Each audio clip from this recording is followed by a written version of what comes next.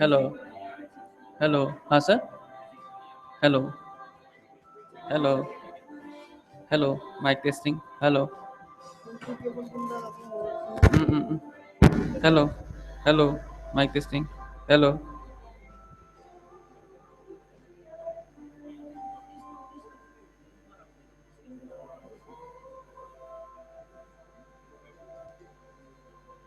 Hello hello mike testing hello hello hello ऐसे बोलो hello mike testing hello hello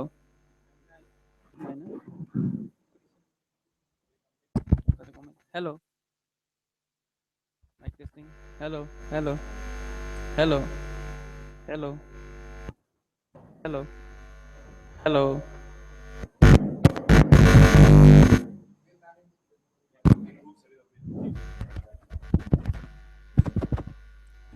hello hello hello hello hello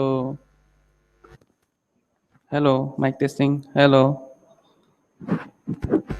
hello hello hello hello from distance performing properly ना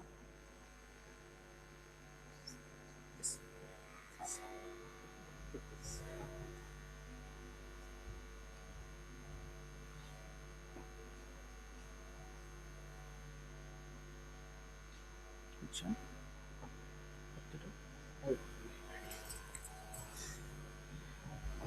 hello hello hello mike testing hello hello hello sec hello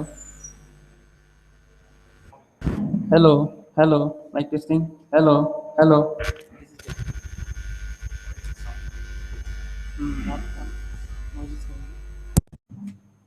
It's coming from here, no? Yeah. Pardon? that one earlier also it was coming but that they repaired it. I don't know why it is coming. Yeah.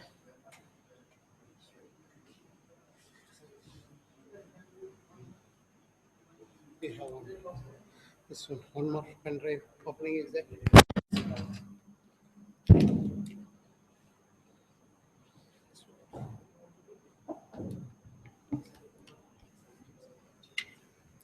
Hello, hello, hello, check, hello, hello, check, hello. It seems okay, but it's a bit far. Oh, you, what do you need to get out of this? It will go wide. Go to next one. It's going outside now.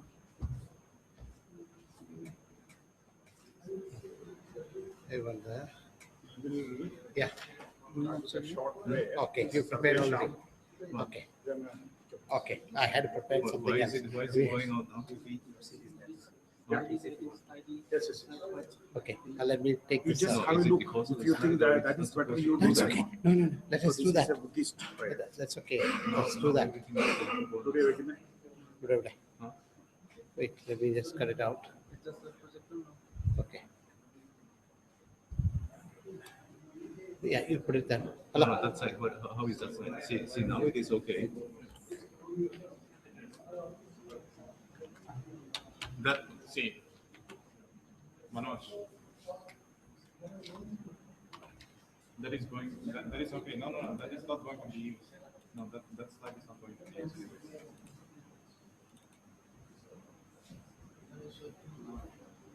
Do you have all the presentations here? Only I tested one for myself. just Presentations are not corrected. huh? Morning, there is no presentation. The second I will give you. Okay, this one I have to play now. How do you play? Just like that. Yeah, just about it. It will come like this. Just check the volume. Volume.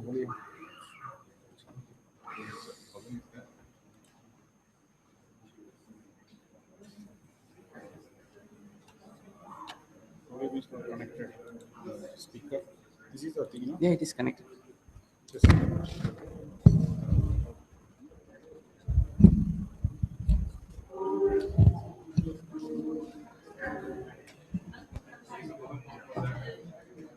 can increase here if you want. One second.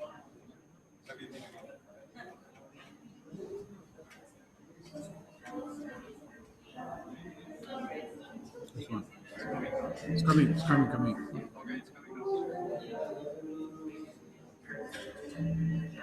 Okay, now close it. Little more volume. So keep it ready. That we start with. Okay. It is in your pen drive, na? Can I copy it on the desktop?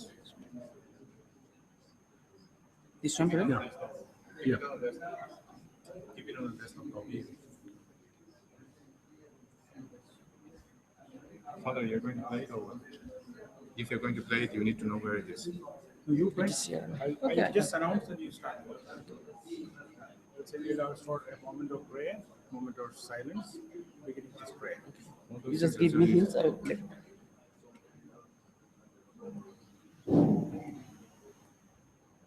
Let's see, this presentation is coming. Let's see. We tested this one. You tested this one and it's okay? Yeah, this presentation is good, but this is square size now.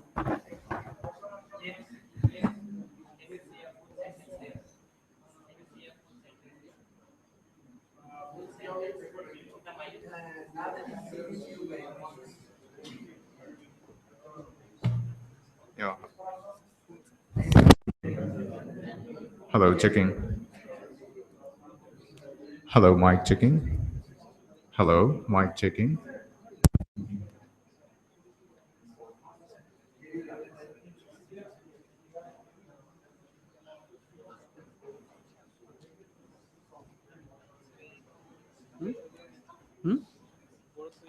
কি বস্তু নকৰে এইকেইটা এটা থব লাগিব এটা চাইডত থৈ দিয়া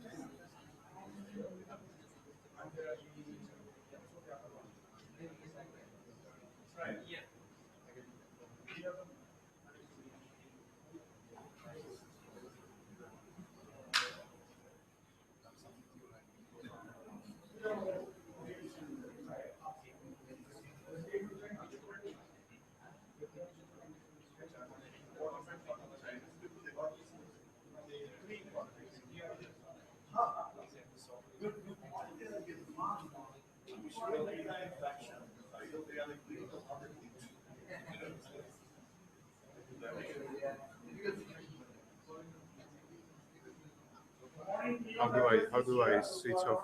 How do I make it blank? No, blank is there, no? hot blank If you take out that one, how long will it take? 1 second Huh?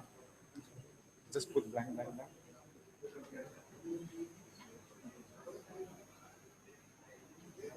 Are you starting? No, you're not starting yet. When have you started?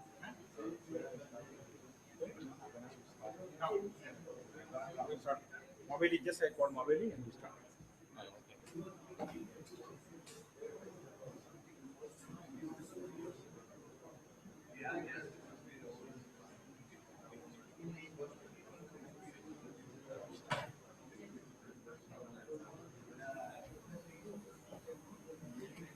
You are ready, no? We start with this, okay? No, we are not. Just right.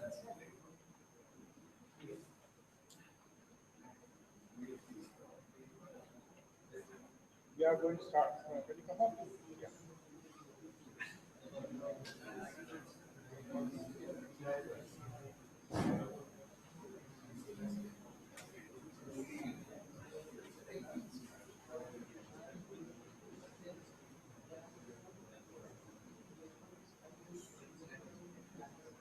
So, my dear friends, before we start, we have the co-vice chancellor of the university here, Father Joseph.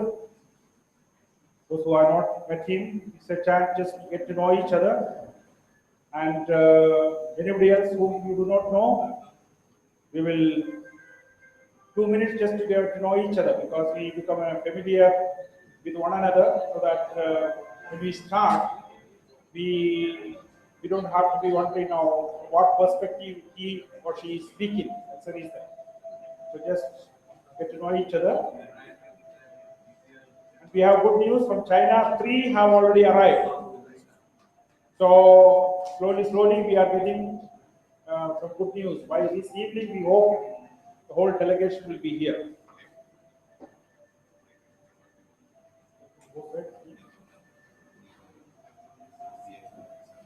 So what we are going to do is, we will just follow the program as it is there in the book. Last time when people arrive, we will make the adjustments. So the chairpersons, take care that you prepare yourselves, and our Stephen Mavedi, Vice Chancellor, just arrived. All of you are seen, those who came today, you should know that Father Stephen is our Vice Chancellor.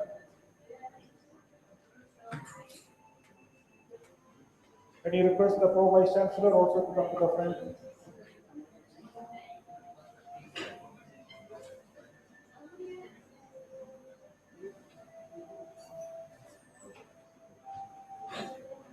So the chairperson has just arrived.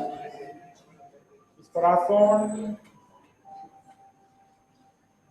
So the Mexican have good news.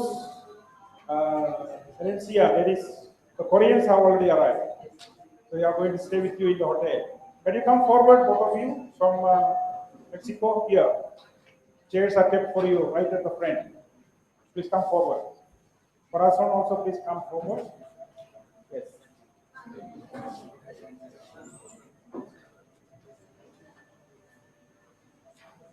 Now, where is Mr. Manoj? Show your face. Manoj is the one who is handling the computer. This morning you are asking me, we have PPT, we have a paper to be printed. All these should be handed over to him. When you have, if you have it in your hand, you can already give it to him. He will get it done, he will print it, he will load it, and so that kind of disturbance we should not have while the conference is on. Number 2, Peter, Dominic, come inside. James, who is handling the tickets? Who is handling the registration, tickets and all? Registration, no? Yesterday somehow collected tickets, so we come out and have collected tickets. You will start the give? Later. There should be somebody here. Please.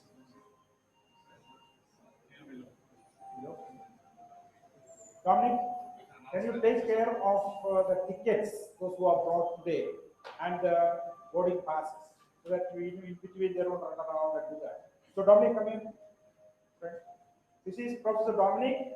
He will collect the tickets that you have got, and if you have not got the forms to be filled up, please request to him. He will take care of that. Okay.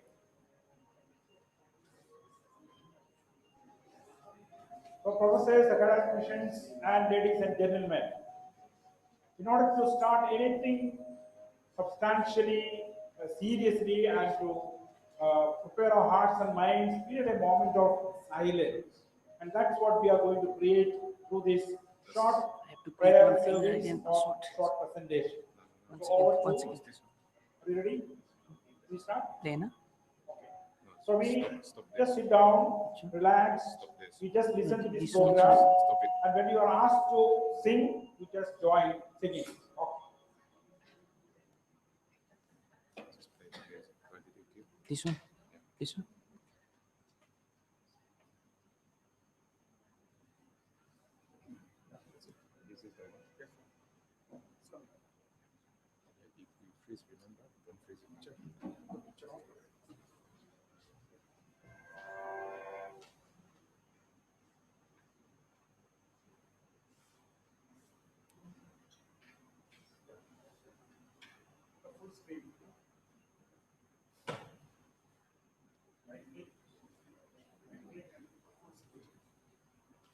It's okay. It's okay. It is in full screen.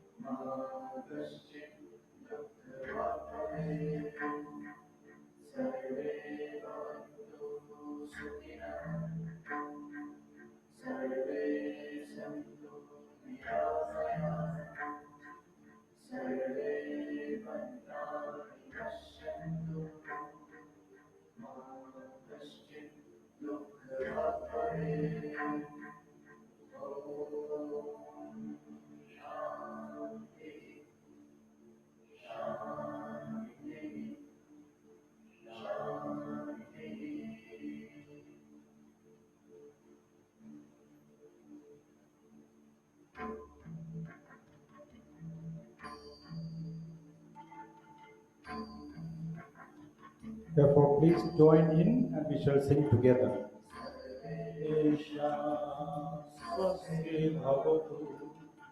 Sarvesham Shantirvavatu Sarvesham Puram Bhavatu Sarvesham Mangalam Bhavatu Sarvesham Swastir Bhavatu Sarvesham Shantir Bhavatu Sarvesham Puram Bhavatu Sarvesham Mangalam Bhavatu Sarve Bhavantu Sukhinah Sarve Santu Niramaya Sarve Bhadrani Pashyantu Ma Kaschid Dukha Bhavate Sarve Bhavantu Sukhina Sarve Santu Niraya Sarve Bhadrani Pashyantu Ma Kachit Dukkha Om Shanti Shanti.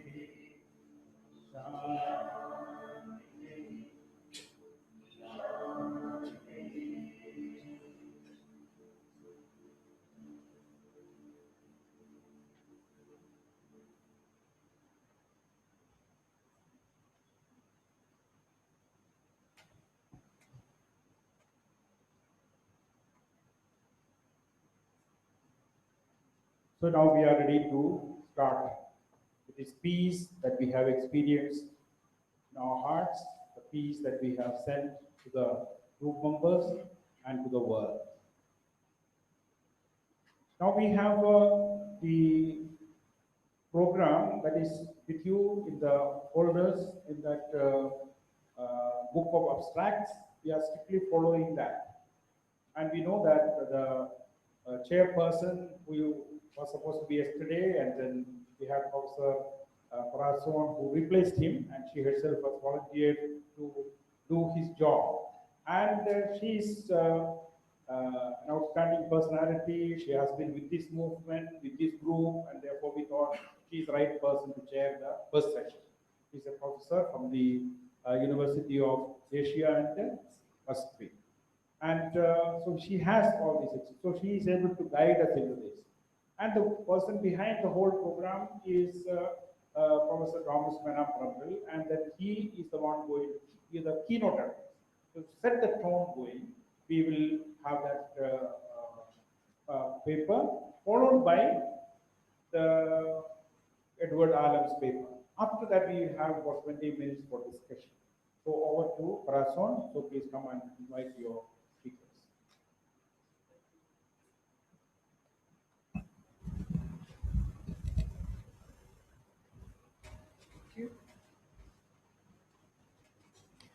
Okay, so good morning, all of you. May I invite Professor Thomas Menam-Parampil here with us, and also, Professor Edward Alam are ready to be on the stage.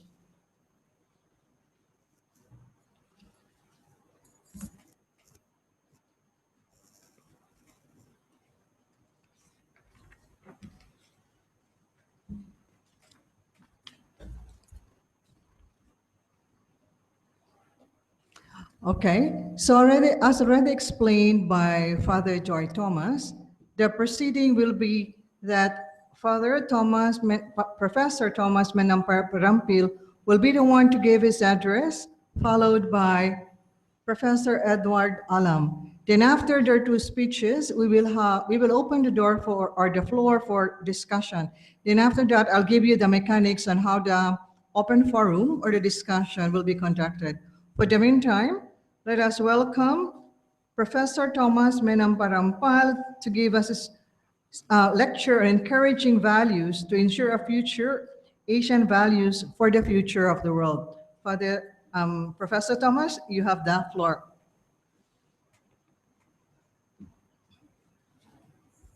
My dear friends, first of all, let me pay my respects to the Vice Chancellor, Pro Vice Chancellor, and the University for the initiative they have taken for bringing this, making this event possible. Also, in the absence, I'd like to honor Jian Chang, Professor Jian Chang, who was our colleague. We were in Athens 3 years ago for the World Congress of Philosophers. There were 5,000 scholars from different parts of the world. There were 200 from India, there were 600 from China, 600 from America, large number from Europe. Almost 5,000, maybe 2,000 may have been from Greece itself, but about 3,000 from all over the world. We have gone to Delphi. Maybe the oracles were very powerful. We are in the bus as we are returning. I had only 5 minutes contact with Mr. Jian Chang, who doesn't speak English himself, the secretary. And I came to know his interest was culture and values, and that he was very keenly interested in that. That about 3 to 5 minutes contact matured into sharing papers and converging of ideas. Then we have noticed, and he was saying, there is a hunger for values in China, in the rest of the world. We know when the values are collapsing, exactly at that time, people are also longing for values. While we seem to despise values and marginalize them, all the more humanity somehow longing for values. And in this, we were in agreement, and notice also, the Asians were losing confidence in their inherited their heritage. It's not only for Asians in any part of the world, especially those countries that were dominated by greater, stronger powers during the last. They said these values didn't help us in our helpless time. So this was the context in which, yes, let us do some, not in order to be arrogant before others, but regain self-confidence and say our values are worthwhile. They're not to be forgotten. And some in reaction to this kind of an attitude, maybe some opposing, despising our values from outside, or internally not appreciating our values within younger generation, the resistance becoming a little aggressive, maybe of a nationalistic nature, maybe of fundamentalist nature. So the two groups, a community not esteeming their values, the other one aggressively defending values or heritage, even the forms of which may be a bit outdated, no more relevant, and not open to other ideas and other values. So these are the two extremes. That's what I explained in the first paragraph there. We say, on the contrary, there is something like historic continuity. We don't belong our life all over again from zero. So we would like to continue from, we had a great heritage of thousands of years, and whether it be China or East, or China or India or Southeast Asia or West Asia, all had great civilizations. Even others have benefited from these civilizations. Let us rediscover these, reinterpret for our times. This is very important. And that's the mission of the intellectuals, enlightened person. If you look at the second paragraph, I'm trying to emphasize, these are contexts in which invite enlightened persons to study changing trends and new ideas with an open mind and self-confidence in order to draw profit from whatever is good. And they should at the same time deepen their own understanding of their own heritage. Some who may be very intellectually advanced in our civilization, but educated elsewhere, have become uprooted. They don't know their own civilizations adequately, or they understand it through categories of someone else. And they could reinsert into society, and then you find these are of great value. If you remember Lee Kuan Yew, for a while was so absorbed with the possibilities of the Western civilization and economy and so on. But later years, we see Confucian values are very important. Maybe China has gone, if our friends are not here, they have also gone through a period in which they underestimated Confucian possibilities, and as a return of Confucian respect for Confucianism in our own time. So it is when diverse streams of thought converge, Asians are among ourselves and the rest of the world together. We are so happy from Mexico, our friends are here from UK and other areas, and we would like this reflection could also include other people. They fertilize each other, and a new world ideas comes into existence, holding out hope for the coming generations. Because there is an interest unconsciously, even in more advanced countries, they like to hear about others. They like to hear things they have not heard before, and other ways of looking at the same reality with other eyes. It's happening. Not only of those who are backward, but also those who we consider more advanced. They also say they look for novelty, they look for other ideas, and they find extremely interesting and worthwhile. So convergence of thought and the complementary nature of human aspirations invite us to affirm our belongingness together. The third point is reflection on Asian values is not a kind of a chauvinistic self-assertion of emerging nations. We don't pretend at all about that. Merely a humble search into our core identity and an expression of our intense desire to reinterpret our civilizational assets to respond to the needs of our times and share the resulting insights among ourselves, first of all, and those who are interested. Some of these insights may prove to be a lamp on humanity's path to the future. I say may, because many Asian insights have helped the rest of the world, historically we know. And so maybe also today, it's some new insights that emerge from Asia not only will help Asians, but maybe the rest of humanity as well. So similarly, affirmation of Asian values is not intended to be a defense of authoritarianism, because some Asians can interpret the Asian authority as authoritarianism. We ourselves can make that mistake, which we have to avoid. Or various forms of cultural or national fundamentalism. Nor is it an underestimation of modern concepts like human rights and rule of law, accountability, democracy, participation, and so on. I will not go into it. In other words, we value very much Western contribution to world thinking today in our own times, not only thinking, but also productivity and organization of society as a whole. So we learn to share from each other. There is much interest about the East in the West, and certainly there is much esteem for the West also in the East. Can we therefore look forward to a world in which we share much more? The danger of the danger that values decline and fall in the market-driven society. Of course, in a market-driven society, the values that are esteemed are efficiency, productivity, speed, marketability, management, and so on. And the traditional Indian emphasis on self-search and self-enhancement, and Chinese on self-cultivation is not a denial of the importance of practical values in a world where economies has assumed great importance. Today, when we speak about social values, we speak about human values, we speak about the social human assets, not referring to capital, not referring to labor, management, but other human qualities. They're all based on Asian values. They are based on values, first of all, and therefore they are not to be underestimated.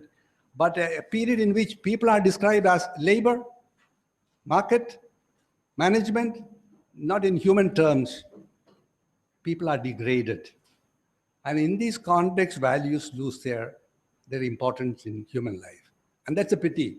And that's why we say values are important.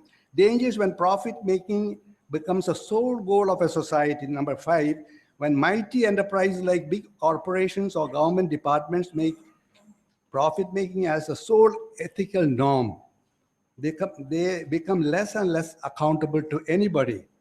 Today's top managers have the power to set their own remuneration with no upper limit. Thomas Piketty, whose book is now very much widely read, he asserts that they can amass enormous sums by bringing business and political power into the hands of a few. Adam Smith said that self-interest encouraged can also contribute to common good. And amazingly, Nobel Prize winner Liu Xiao said, in order that this may happen, we need people who sacrifice their self. Selfless people are required to make others' selfishness useful and productive. Otherwise, it does not remain productive. In other words, somewhere, though selfishness has its own value, and self-assertion is important, self-building is important, but also selflessness is required some place in our life in order to make even the other dimension, the other activity productive and useful for the common good.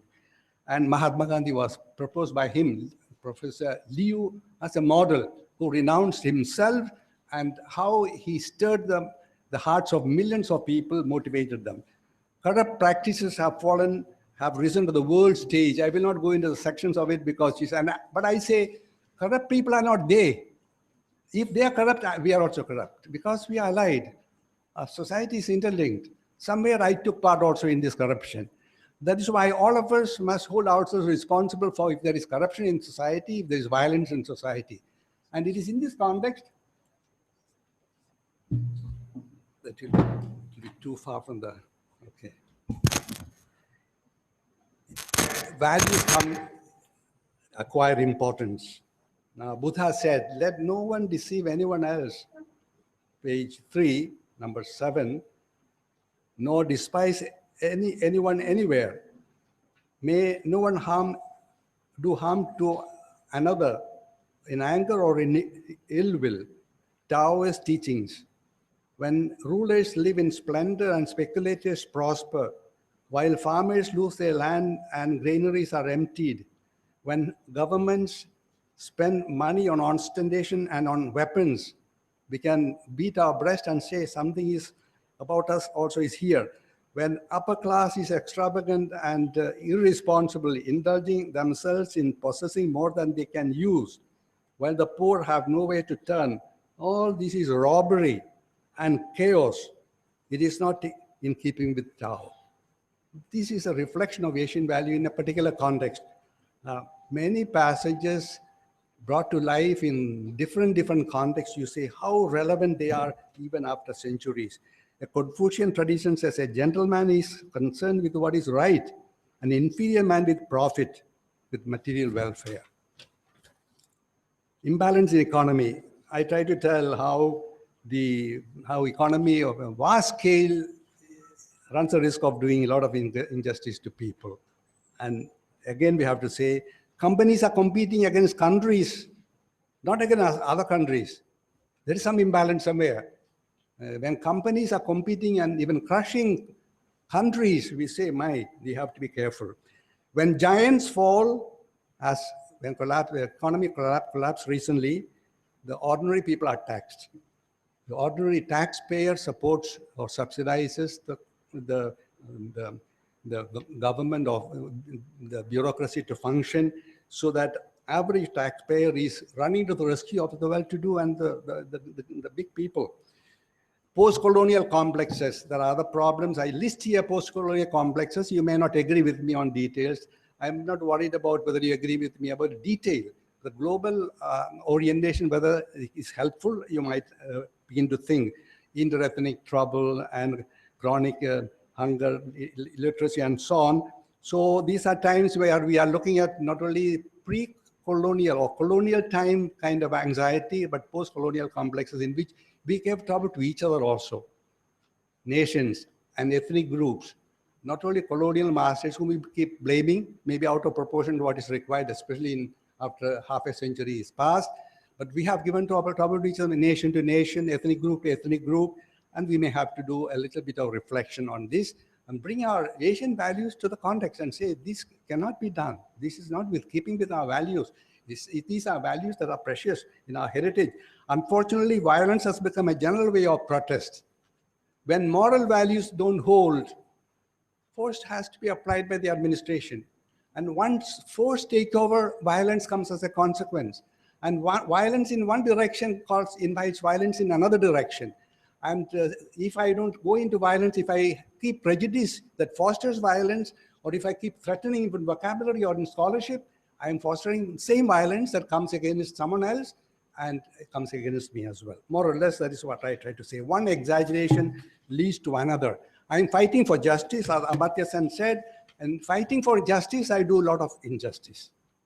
This is also possible. Reflection on values has become absolutely necessary lest we perish. I'm quoting several authors of Asian origin whom we may like to be, whom we esteem, and who would inspire us that we must return to our values.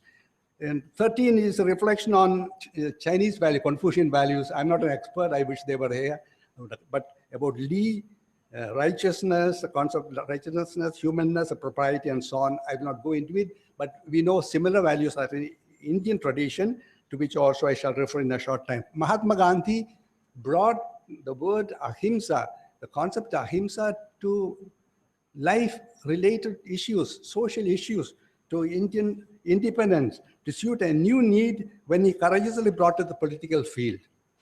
He gave the word new connotations never perceived before. Non-violence was for him not mere passivity or weakness, a sign of helplessness. On the contrary, it had a transformative quality with immense power to change a situation, for example, by confronting an unjust law with active civil disobedience. He reinterpreted ahimsa for today's context. And by doing this, Mahatma Gandhi universalized the message, making it meaningful to everyone in different similar situation anywhere in the world. Martin Luther King, Mandela, and many others who were while pressing for their rights. So also the concept of renunciation, not just doing without, but bringing that energy to socially beneficial activity and making it sturdy and making it sturdy and giving it a spiritual purpose. Renunciation not for its own sake, but for a purpose. Strong persuasion, for example. I'm just taking a few examples of old concepts, reinterpret Mahatma Gandhi in a dynamic way, which very often we misinterpret. Instead of interpreting beneficially, sometimes we misinterpret. For example, the boycotting or something other kind, continuous boycotting, continuous band, what we call in India as band, means stopping your work, strike, and so on, was not the mind of Mahatma Gandhi. And very many other positive dimensions of the same concept we forget, and the negative marginal sides of it we develop, unfortunately. But as intellectuals, we should do the opposite. Self-search, self-discipline, self-enhancement are for social good. Many Asian traditions have got self-improvement kind of program of maybe reflection, search to the interior world, generating the qualities of benevolence, patience. It all sounds pietistic to some people, but these are all meant for social good, we forget. It has a social dimension to be developed, expressed, not only a pietistic expression of old vocabulary, but new. So with karma, so with, for example, mindfulness, a Buddhist vocabulary, Indian practice of cultivating mindfulness can help one to reinterpret the values in each context. For example, in the context of to decide how to combine justice with mercy, for example, mindfulness, wisdom with compassion, how to combine opposites. If your mindfulness is advanced well enough, we become intelligent and perceptive and develop our insights to be able to say, make the right decision in various contexts. I'm going in a hurry, I must apologize, but you have the paper is with you. Collective self. So as we said, self-improvement is important for the individual. Self-improvement is important for a collectivity, for a community as well, for a nation, for a civilization, a civilizational group. As there are things to be set right, that is 16, in the inner consciousness of an individual person, there are wounds to be healed in the collective self-consciousness of a community, an ethnic group, a language group, a religious group, a society, a nation, a civilization. It is in this mighty undertaking that we keep failing at the global level and in individual contexts right around the world. We speak about terrorism, speak about violence, but we don't pay attention to the woundedness of a community yet sufficiently. Generally, we study the immediate causes of tensions and conflicts and suggest remedies. Our social analysis have remained at the superficial level, often ideologically conditioned. We should not be satisfied with the obvious, but should dig further down and search for a collective psyche of communities. Could there be a profound sense of hurt kept alive by the memories of humiliations one's community has suffered, maybe during the colonial period, or maybe post-colonial period, or by a stronger neighbor, either an ethnic group or a nation, or hurt feelings or for injuries one's community has suffered from others? Psychic wounds remain, whether they are personal or collective, until they are healed. Anger and resentment of a community, a nation, a civilization remain submerged. And even if ineffective today, tomorrow they find self-expression in hate speech and outright violence. And I will not go into the details of it, but more or less I try to explain what I have tried. While hurts inflicted by an opponent is hard for healing. So it's not easy of healing a memory of a community. Any religious group, for example, that is now taking these little stronger ways of self-defense and self-assertion, can also address the fact, is there a hurt feeling to be removed? Can be addressed? Leaders can do like Mahatma Gandhi did to a great extent, but he himself admitted, I did not succeed fully. He failed, he admitted very humbly, which means when a number of people realize it together and work upon it, healing is possible. And that's the challenge to individuals. We can bring healing to memories of our own community, whether religious community, national society, civilizational group, whatever. It's not, I have not developed fully enough, but I think you understand what I mean in this context. The wounds inflicted by someone else is hurtful enough, but what is inflicted by oneself is fatal. And while those hurts inflicted by an opponent is hard of healing, number 17, those inflicted by oneself is harder. The complacency and overconfidence that come upon oneself from unqualified success is the hardest to heal. A culture, a civilization, ethnic group reach a peak. Then they are lost in themselves and what they have achieved. And that pride, that same complacency, do not allow them to understand their weaknesses. And they stumble. And they don't realize yet, therefore. And Christopher Dawson says, Rome fell not because the barbarians attacked. They fell because they weakened themselves. Internally, they weakened themselves. Greek civilization fell. And they are referring to many other mighty powers of recent years also declined when they became arrogant, or they became pretentious, or became complacent. We are saying that because as Asia emerges, we can make the same mistake. Our nations can make the same mistake. Or our individual ethnic group. In India, there are many ethnic groups, and when we emerge because of, we have very capable individuals, they have advantage of education, they emerge in comparison with others, we can hurt others. And we make the same mistakes others have done before us. Page 9 again, the third, fourth paragraph. Today, the confrontation between nations is less in the battlefield than in the market. But dharma has to be taken to commerce as well. Dharma, good quality. Practically all Asians understand dharma, good quality of uprightness, righteousness. Guru Charan Das says that it is the businessman with high sense of dharma that will gradually win trust and retain the market. And dharma can be taken to the field of politics. Asian nations may be able to put away tensions behind, as war in Europe did after the war. They said, we will fight no more. And we have the European Union. And even ASEAN nations were at one moment in tension among themselves. They said, no, we will not fight. ASEAN has emerged. And it is possible for brothers and sisters of Asia to also to come together. First of all, certainly not fight. Anything else, competition, okay, a little bit of exchange of words on study or research, okay, but not to hurt each other. So this is not only for Asia. We are writing, this, the context of Asia is speaking about Asia, but for the rest of the world. Cultivating social sensibility comes from Asian values, very specially. You have many quotations from Confucius, or from Lao Tse, from Buddha, and other great, I have Rig Veda quotations in various places here, from Atharva Veda and so on, to say we also we have a friend from Lebanon, also the prophets of Israel. They have mighty teaching on justice and respect for each other. Symbolic gestures and prophetic actions that heal. Of course, when individual persons attempt symbolic gestures, they may not be very powerful. When Mahatma Gandhi did, it was very powerful. When Mother Teresa did, it was very powerful. When maybe a lifting of a finger, making of a sign, when it was done by Mahatma Gandhi or Mother Teresa or people of that stature, it made a big difference. And number of us together also encourage certain prophetic action that is not confronting other, but bringing healing and helping hand to communities. It will help. I give you examples. Asian togetherness, I will not go into the details of it because you are somewhat familiar.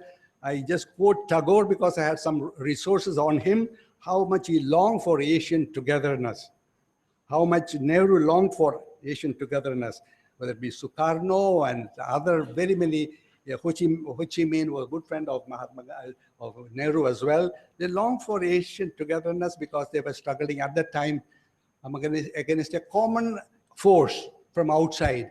But when that is removed, will we be unfriendly to each other? Will we see only differences, or do we see similarity? Do we see togetherness? Once again, the great Asian family. We have all to learn from each other. In a globalized world, we all have to learn from each other. The great civilizations of the past have often focused upon their own cultures. In the future, they will increasingly study the greatness of other civilizations. I bring a quotation there. Communities and cultures and ideologies and religions must dialogue. I will not go into the details of it, but you understand. What is the meaning of social capital? So what is the meaning of human capital? It's regarding values, Asian values in the present context. So communities, cultures, ideologies, nations, and religions must dialogue at the Asian level, elsewhere. Terrorism can be confronted best by values. So terrorism is not confronted by stronger terrorism, administrative terrorism. On the contrary, appealing to their mind, Mahatma Gandhi believed in the power of the mind is stronger than the power of muscle power or gun power. And he showed it in actual fact. So it'll be golden rule or whatever other expression they are. When you love me, when I respect you, somehow spontaneously, after a while, you may think about respecting me as well. Religious believers and ardent secularists must dialogue. Not only cultures must dialogue, religions must dialogue, but those who believe and those who do not believe in a religion, they can also dialogue. Because people who believe in religion get some correctives from those who don't seem to believe. They call themselves secular, but they are some of the values they have to teach may be very good also for those who believe. Humanity has become interconnected, interdependent. I will not go into details of it. You are convinced. There are many examples. There is a new human consciousness that must emerge. I'm quoting somebody from Malaysia, Mapu Bani. I'm not personally acquainted, but I thought some of his writings are very good. Role of intellectuals, again, I will not go into it, because they say those who run the administration are practical people. Often they refer to older ideas, but intellectuals are current with new ideas, fresh ideas, new realities. And practical men need to hear the intellectuals. Unconsciously they hear, but if they hear the wrong people or wrong advice, they do not benefit. And let me end, last 2 or 3 paragraphs I read. Confucius taught, persons of humanity are like this. Wanting to develop themselves, they also develop others. Wanting to achieve things themselves, they also allow others to achieve what they want. And again, but if, he's speaking about another context, if a simple person comes in all sincerity and asks me a question, and Confucius says, little simple man from the village comes and asks me a question, I am ready to thrash out the matter with all pros and cons to the very end. I read this in Korea, and several of the people in the audience said, we like that quotation very much, because this is what is absent. Intellectuals away from realities from ordinary people. We need intellectuals who are close to the ordinary people. Confucius says, I'm willing to thrash it out to the very end. I want to help you. Rig Veda says, one ignorant of the land asks the one who knows it.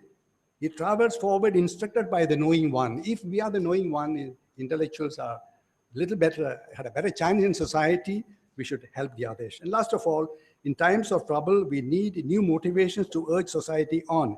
It is for us to develop motivation for carrying a hope-filled message to Asia and to the world. Let your aims be common. Let your hearts be one accord, and all of you of one mind, so you may live well together. Last one, let us have concord with our own people and concord with people who are strangers to us. So no Asians and no Indians, we belong to human family ultimately. These are steps in which one child knows the family first, then the relations, then the neighbors, and then the society, then they are inserted to the world. So also at a given time, we have also studied ourselves, each nation its own identity and its own culture, but also Asia together and to the rest of the world. And let us be of one accord, maybe unite in minds, unite in our purpose, and not fight against the divine spirit within us.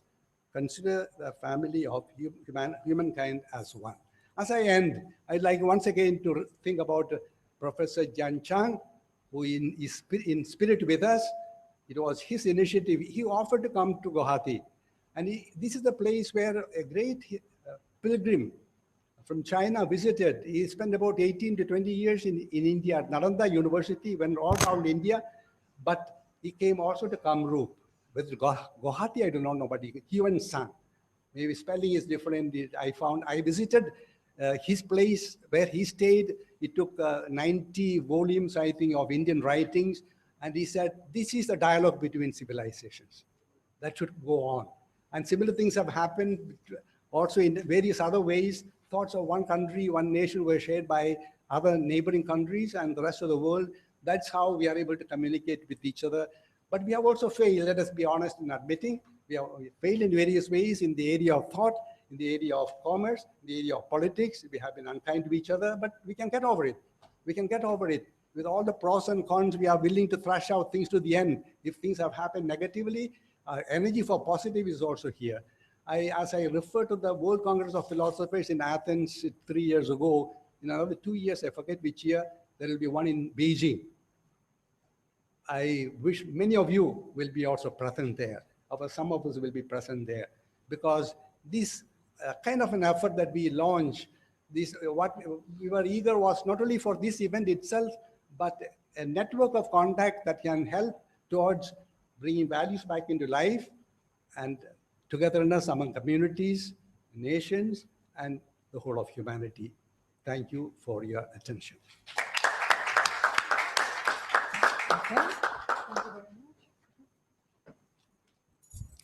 Okay, thank you very much, Professor Thomas Madampil. And as you have said, and truly have said, and have actually set the pace for the discussions in this conference, we have to encourage values to ensure a future, and a future for the worldwide. What is so unique about the Asian values? That we are more given into inner self-seeking, to meditation. And then actually from that harmony with ourselves, we're able to transcend to the outer world. And also we have to remember that our relationship with the outer world is a relationship of harmony. That's why we approach nature, we approach others, not in a confrontational manner, but dialogical, seeking peace, seeking harmony, but never one of conquer, okay? Never one of domination, but one of pacific coexistence. And you are right, Professor Madampil, to appeal to us, no, to look into our Asian values and which you could contribute to the world. And I really appeal now to the Indian as well as the Chinese scholars, unfortunately not here, because you belong to the world's oldest civilizations. And the mere fact that you're still around and your civilization is still around shows only one thing. You have what it takes to be great again and to lead us again towards the future. Thank you and good morning. Now, let me turn my attention to our second speaker. And thank you again, Professor Thomas Madampil, for that encouraging keynote speech. Our second speaker is from the Notre Dame University of Lebanon. I will give now the floor to Professor Edward Alam with his paper, Role of Asia in the Quest for Global Justice, a Modest Reflection. Truly humble. You have the floor now.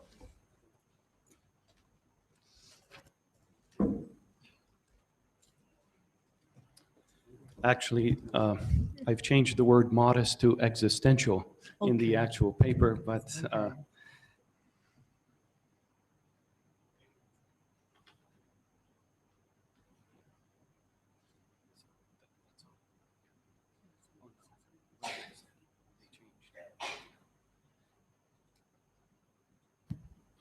he was just going to put up on the screen a picture of the Wadi Adisha, which is the land that I'm coming from in Lebanon. There it is. Thank you. You can see here this remarkable valley. In the background is the Mediterranean Sea, the oldest epic in the world, the Epic of Gilgamesh, speaks about Gilgamesh leaving his native home and coming to the cedar forest, which is there, and also is the home of Gibran Khalil Gibran, which I know many Indians are familiar with.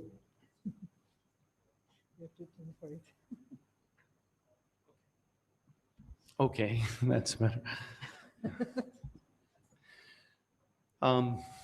I did give a paper a few years ago on Gibran Khalil Gibran and the mystical tradition in Hyderabad, but my paper today, although I could say is somehow inspired by that, is an existential reflection on the role of Asia in the quest for global justice. Lebanon is part of Asia, West Asia, of course, and one of the smallest countries in Asia. And as you'll see when I give my paper, I will emphasize the role that Lebanon has played in this quest for global justice. So in my title, I have used the phrase global justice rather than international justice, to underscore the important difference between global political theory and international political theory. The latter, as Simone Caney points out in his excellent and comprehensive book, Justice Beyond Borders, ordinarily refers to the way states ought to treat other states, rather than ways in which global institutions, such as the United Nations, for instance, ought to behave or operate. In this paper, I am more interested in the latter, especially because global political theory, unlike international political theory, probes the tough and all-important central question of whether there are universal moral values. Unless this perennial and controversial question is tackled, any and all prescriptive discourse at any level, whether on the individual, the state, or the international level, is reduced to an analysis of mere law, resulting in the lamentable thesis that what is right or just is simply what is legal. It is meaningful to speak about global justice only if universal moral values really exist. If they do not, we should forever abandon any and all talk and action revolving around global justice. In what follows, I shall attempt to show that such values really do exist. I shall also attempt to say something significant about what possible role Asia might play in cultivating the necessary soil in which global justice might grow and flourish. My task is burdened from the outset with a plethora of almost insurmountable obstacles and difficulties. The terms universal, moral, and value are all highly enigmatic and complex, not to mention that the very designation of Asia as referring to one thing, when in fact it is a million things, compounds the problem considerably. I'm reminded here of Amartya Sen's comment regarding how the profound cultural diversity in Asia makes all talk of Asian values most problematic, especially in terms of how such values could ever really operate. That was in his work, Democracy as a Universal Value, published in 1999 in the Journal of Democracy. At any rate, even if these challenges are addressed in a more or less adequate way, there is the further problem of practically and realistically describing what and such an Asian role might be and how it might be pursued. It would be impossible here to address the colossal question of universal moral values with its many sub-themes that touch not only on the ethical realm, but especially on the ontological realm. Ancient Greek and Indian philosophers scattered enough seeds of speculation to keep the discussion growing for millennia, and it is still growing. In between the two poles of moral universalism and moral relativism, there are 50 shades of gray, tending towards either of the two opposing camps in various tensions of both contradictory and contrary opposition. Logicians, linguists, ethicists, psychoanalysts, mathematicians, and metaphysicians all come to the table of debate. And I have subtitled this paper An Existential Reflection to underscore that my position on both the objective nature of universal moral values and our capacity to know and recognize them has not been formulated through cognitive mental processes only, but through a kind of Kierkegaardian leap of faith. In other words, I am not simply claiming that moral intelligence alone is able to determine and settle the intricate and multifaceted question of moral perplexity. Thus, my approach will not be to summarize the long and vastly complicated cognitive history of this particular question in ethical theory, as important as this may be. I shall sneak up on my topic from another angle, existentially, as it were, by making references to the lives and thoughts of only two persons, both Asians, one from West Asia, the other from East Asia, both philosophers, both statesmen, both diplomats. These two men, in their work together during the middle of the last century, with the assistance of a truly remarkable organization, which since then has regrettably lost much of its original innocence and effectiveness, have done more for my argument in a few years than a whole army of thinkers, or any kind of army for that matter, have done over the centuries. For these two men together were chiefly responsible for what is arguably the most important documentary roadmap in history when it comes to the quest for global justice. I am speaking about the 1948 UN Declaration of Human Rights and its chief architects, Charles Malik of Lebanon, one of the smallest countries in Asia, and P.C. Cheng of China, one of the largest. These two men together were able to construct a document that was quickly adopted in the General Assembly by a vote of 48 in favor and none against. Only 8 nations abstained.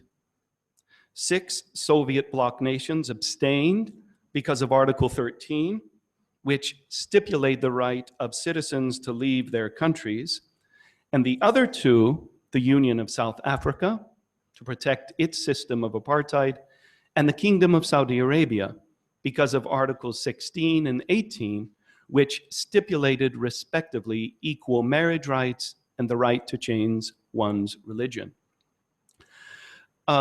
It's interesting to note here that Pakistan's critique of the Saudi position in rejecting the declaration is well worth looking at. In my judgment, it shows that there is nothing in the Universal Declaration that contradicts Islam. In fact, there is much that is commensurate. That is why, in addition to Pakistan, we also find Iran, Syria, Egypt, Turkey, and other nations with Muslim majorities voting in favor. Syria and Egypt especially were strong supporters.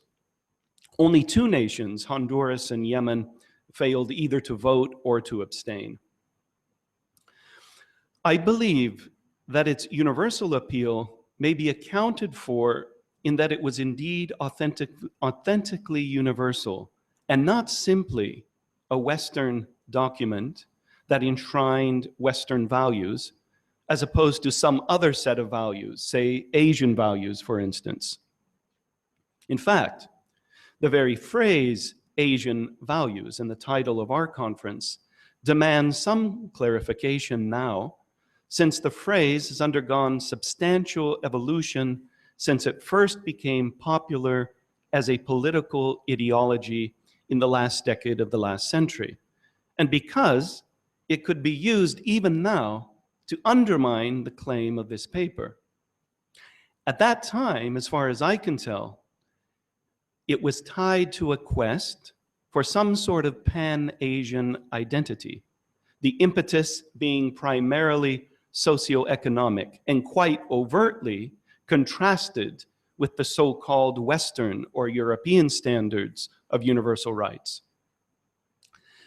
As an American, though of West Asian descent, and as someone who has reclaimed my Lebanese citizenship and lived permanently in Lebanon now for 2 decades as a dual citizen, I was in sympathy with the efforts of the Malaysian and Singaporean prime ministers in the 1990s to emphasize the authentic Asian values of community, filial dedication and obedience, social harmony, over the somewhat decadent value of individual liberty at all costs, which, as an American, I experienced firsthand.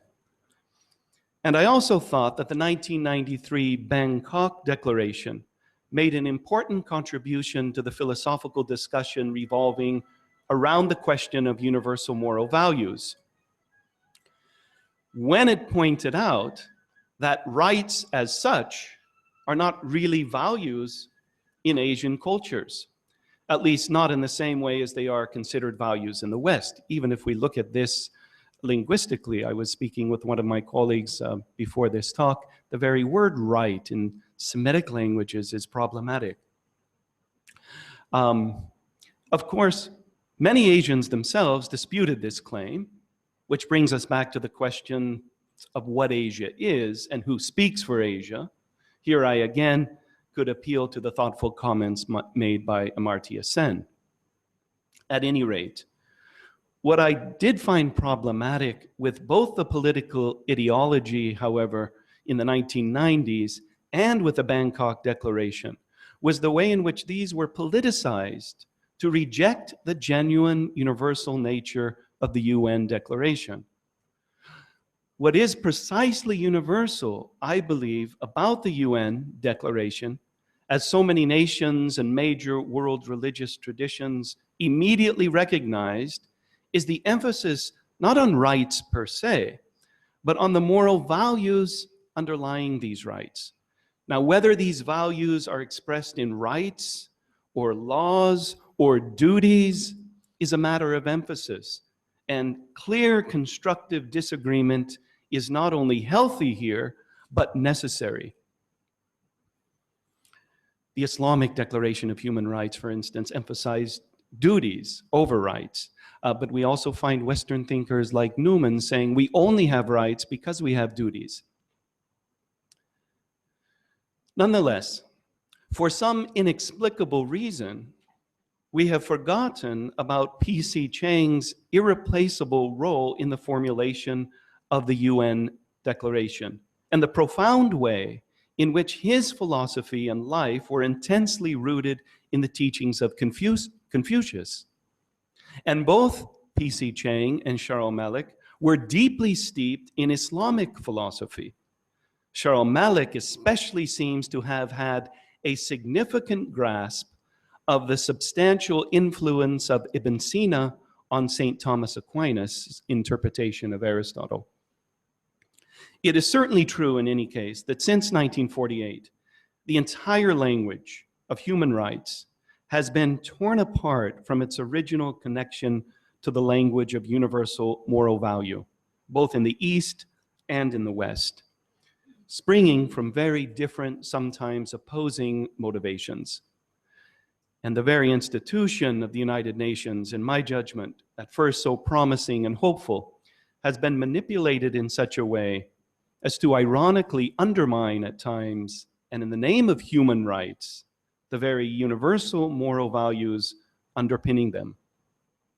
For instance, the entire ideology underpinning what is so eloquently referred to today as global governance, with its corresponding global norms of freedom of choice, reproductive health and rights, family policies, safe abortion, and gender perspective, contradict in some ways the universal moral values, not only of the Universal Declaration, but the very values upon which the UN itself was founded.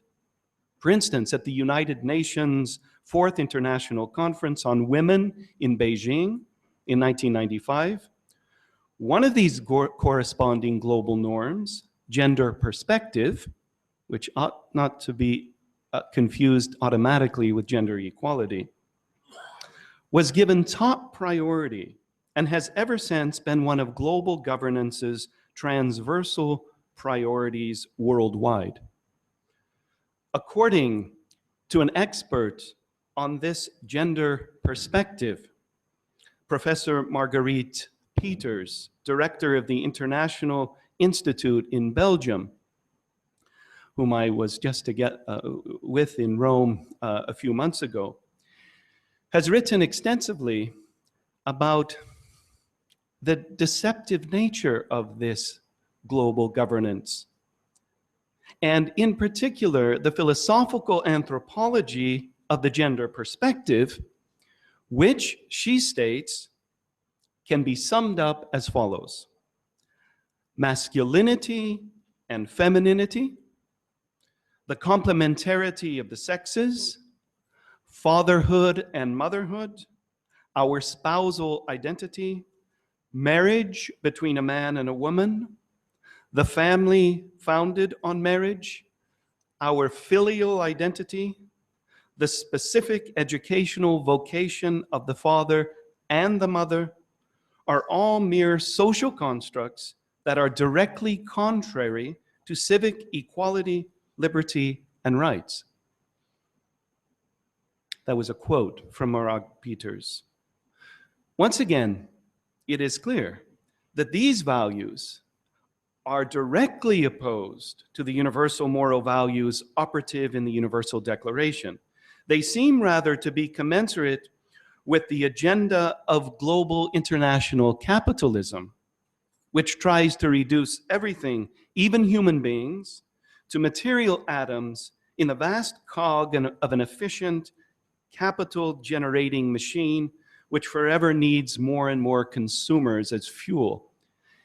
I have a footnote here in the final paper suggesting a rereading of Karl Marx's The Holy Family is very much apropos these days. Even the UN has come under the sway of this powerful global ideology. If it is not reformed soon, it could disappear altogether or be transformed into an organization that bears no resemblance at all to the organization it was originally established to be. As I begin to wrap up these reflections, please allow me to return to the fleeting reference I made above to the philosophy of Soren Kierkegaard. Whereas I sympathize with his insight regarding the impossibility of possessing moral certainty through disinterested cognitive processes alone, a scenario that might lead us to make passionate, interested leaps of faith in order to live out our lives, I also believe that once these passionate, interested leaps of faith are made, and we are able to experience the fruits, good or evil, of these choices, then we are able to return to our mental thought processes and reason at a higher and deeper level, which in turn puts us in a better position to make moral judgments. This is similar to the classical definition of wisdom that we find in Aristotle or Confucius. After much experience, after much authentic and inauthentic living, after tasting the good and bad fruits of our ethical choices, our interested, passionate leaps of faith, we are able to return to what could be called a science of ethics, wherein reason is able to judge with certainty between morally good and morally evil acts. And this, I suggest, was the way in which the Universal Declaration came about. Men like Charles Melick and P.C. Chang lived out the universal values they gave expression to in their philosophy. And the existential proof of the reality of these universal moral values underlying the Declaration emerged in the universal acceptance of the document. And rather than undermining the universal character of the document, the 8 nations that abstained, once we see the reasons why they abstained, only strengthened the claim of universality. These nations did not vote against the document, but abstained because of certain articles. That is to say, certain expressions of universal values. They did not reject, per se, the values themselves.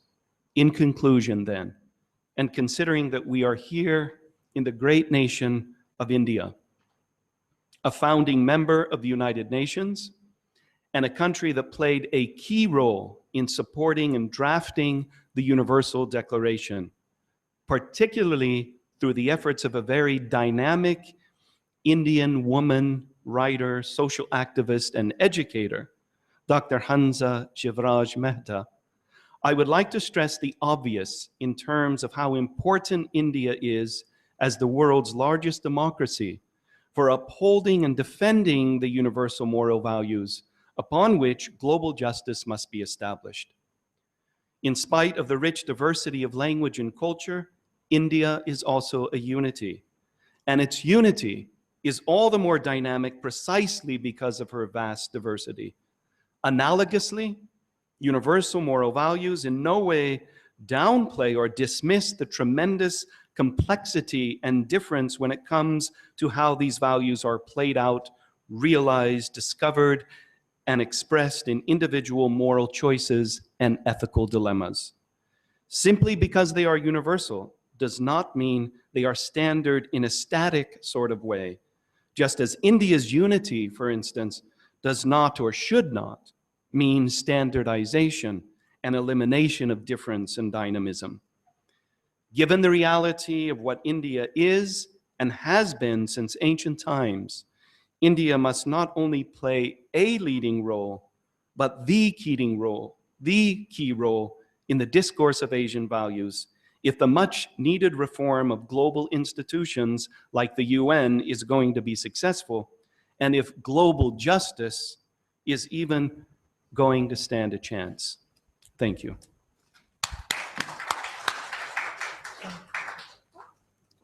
So thank you, Professor Edward Alam, for your paper, Role of Asian, the Quest for Global Justice and Existential Reflection. It is truly an existential reflection because it reflects on the role of two Asians in the drafting of the United Nations Declaration of Human Rights, which in principle accepted the fact that our universal moral values. And in your paper, you have shown that it was undermined precisely by socioeconomic and political considerations, and they were not able to look to the anthropological dimension, which, according to the paper of our first speaker, we could share universal values because we share a common human nature or human identity. And as I always express in my international conferences, we have to remember that we're essentially the same, but existentially different. We have the same human nature, but our human nature is lived out differently according to our own circumstances and conditions in life. And now I open the floor for discussion. You please state first your name, your institution, and then you may state your comment or your question. We will collect all the questions first before we ask our speakers to comment or answer them. Any brave soul to start the ball rolling? Yes, sir.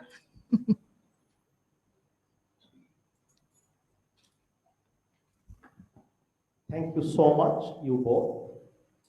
My query is submitted to Professor Alam. Now, in this very deep engagement with global justice, it is indeed a deep engagement, but the methodology of doing that through Universal Declaration of Human Rights in 1948, as significant as it is, but it is also it also invites a conjoint work of the contemporary. It also invites the conjoint work of the contemporary. That means this Universal Declaration of Human Rights and its alternative memory work, for example, reference to these two thinkers from Lebanon and China, also needs to be followed by the contemporary in terms of, because the challenge of the global justice today cannot be met by the reproduction of the activity of the UN Declaration of Human Rights in 1948. So therefore, that genealogical work needs to be accompanied by the contemporary work of transformation, both theoretical transformation and practical transformation. It is in that spirit, I would also like to submit that the contemporary challenges of justice are also not adequately met by the language of justice.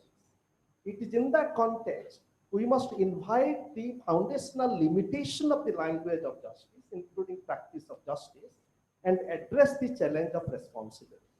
It is in that spirit, thinking about Asian values and human futures, how do we foundationally rethink these terms of discourse? For example, justice and universal. Universal is of course not standardizing, but still it requires a new language, what you have mentioned is transversal. Thank you. Okay, thank you very much. Yes, sir.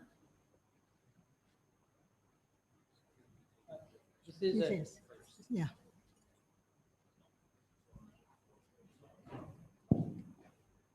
addressed to Professor Alam. It's a brief statement and then I'll ask for your comment on it. You sketched a dichotomy or a continuum between the objective universal moral and the relativist one on the other hand. Now, somewhere in between, try and locate ourselves, unless you're saying we should locate ourselves at one end. Now, Tariq Manan speaks of consensual universals, that is universals on which we all agree. However, this is not grounded in some sort of ontological objective reality. We have a whole problem with that. Reason itself is no longer considered objective because of the kind of modernist critique on it. On the other hand, you have someone like John Rawls, who tries to have peace-standing political ethic. And of course, I think it falls short because he's within contractual theory. And then you have someone like David Dworkman, who has his book on religion without God, who tries to construct a moral ethic that is freestanding on basic things that we agree on. For instance, he starts with torturing children is not good and begins to examine it and go further. I'd like you to examine this a little further for us. Okay, thank you for that question. Any question from my right? Okay, Miss Professor Cuellar, could we, okay, just to have a balance of nature. So we will have first a question from the right. Later I'll call you.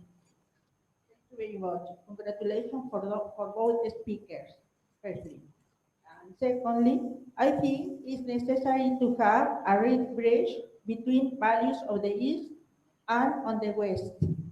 The values of the West defend liberalism, materialism, individualism, and in many cases, secularism. And in the East, in Asia, concretely in India, I discovered a deeply sense of religiosity, harmony, education according to the principles from Confucius in China, and in India, in the sacred books. Then, what can we do about this situation? Maybe it's a global question, a general question, but I am worried about this. What can do we about this situation? What is the role of the philosophy and the interchange between cultures? Please, thank you very much. Okay, Professor Cuellar, are you addressing the question to both speakers or? Okay, so both speakers, you will have, okay, the gentleman first on the, I acknowledge him first. So you will go follow, sir. Go ahead. By the way, after his question, we will close the question thing because I will have to ask the speakers to give their answers and I'm giving them only 5 minutes each. Okay, thank you, sir. Go ahead. To Professor. I'm just wondering the word human invariant can play a homeomorphic equivalent role to the word universal. Okay. For example, see, I make a fundamental distinction between human invariant and cultural universal. Human invariant are those human acts by which all of us commonly and collectively essentially participate. All of us are born, all sleep, all of us, and all of us even die. But the meaning that we give to each of these human acts is going to be culturally, spatially, temporally very, very different. For example, the Indian understanding of birth is very different from the Western Christian understanding of birth, and so on and so forth. So with regard to human rights, I think what is human invariant is not human rights, perhaps human dignity. Human dignity is the essential human invariant, of which human rights is one expression, Yes. and rights is another expression, and so on. So human dignity is that human invariant, I think, in which we essentially participate commonly and collectively. And existentially, we give the formulation of human rights and cosmic duties and so on. I think affirmation of human invariant dimension has to come to our discourse more and more in place of the word universality or whatever. This is my humble submission. Okay, thank you. Now, could we have your question, sir? And that's the last question, by the way. That's the last question we're taking, and then we will give our speakers the chance to answer. Yes, sir. My name is Surendra Naik. I'm a wandering academic. My very simple question. In the context of gross violation of human dignity, human values, democratic dissent taking place in Ivory Coast, we just state what is happening to former president of Maldives, Nasheed in Maldives, and to Anwar Ibrahim in Malaysia. Do the two speakers visualize a situation where India and China and the other Asian countries can take a common stance? Okay, thank you, sir. Who would like to take the questions first? I suppose because you have more questions given to you. And then can you just summarize everything and connect all the dots together if it's possible? Okay, then Professor Alam. No, okay, that's it. It's on. Okay, you may go to the podium. It's okay. I'll just go here. Connect the dots. I'll try. First of all, thank you for your comments. The first, second, and fourth comment and questions were directed to me. I think I see something common where I might be able to connect the dots. If you read, Marianne Glendon, the international lawyer from Harvard, who represents the Vatican at the UN, and she was there at that 1995 Beijing conference. I think she's written this sort of definitive history now of how the Universal Declaration came about. And it's really instructive. If you read it, you get everything underneath that was going on. And both Charles Melick, and I know this from his son as well, Habib, who did his work at Harvard on Soren Kierkegaard and is my colleague in Lebanon. We work together. So I know this also from Charles Melick's son, Habib Melick, this, of course, was never intended as a legal document, and it's not a legal document, doesn't have legal status. What was profoundly underlying the document that accounted for its universal acceptance was precisely this emphasis on dignity. And he was very careful not to undermine difference and moral complexity and moral dilemma. In a sense, he was a kind of Kierkegaardian in this way. So that's why I say in my paper that he even also expected the debate about whether to emphasize rights or duties. That's a healthy debate that needs to take place. But what's universal about it is this emphasis on human dignity, which I would say is a universal moral value, and as Anthony has said, has received a universal acceptance. Now, the first question, actually the second question, the reference to the ontological complexities in the work of Jean Rawls and the different approaches to moral ethics, this is, of course, where the debate needs to take place. And this, I would suggest, also does require an ontological debate because we are still talking about universals. Whether universal moral values or universals in themselves, these are questions that don't go away, as Willard Quine has showed in his philosophy of mathematics. The medieval debate of universals has arisen again in the modern philosophy of mathematics. So we can't get away from the ontological dimensions. We must force, even if we want to ignore them, they're going to come up somewhere else. And they have come up, as Quine has noted. They've come up in the philosophy of mathematics. So yes, those are very helpful comments, and I thank you for them, and I'll try to incorporate them in the final paper. And then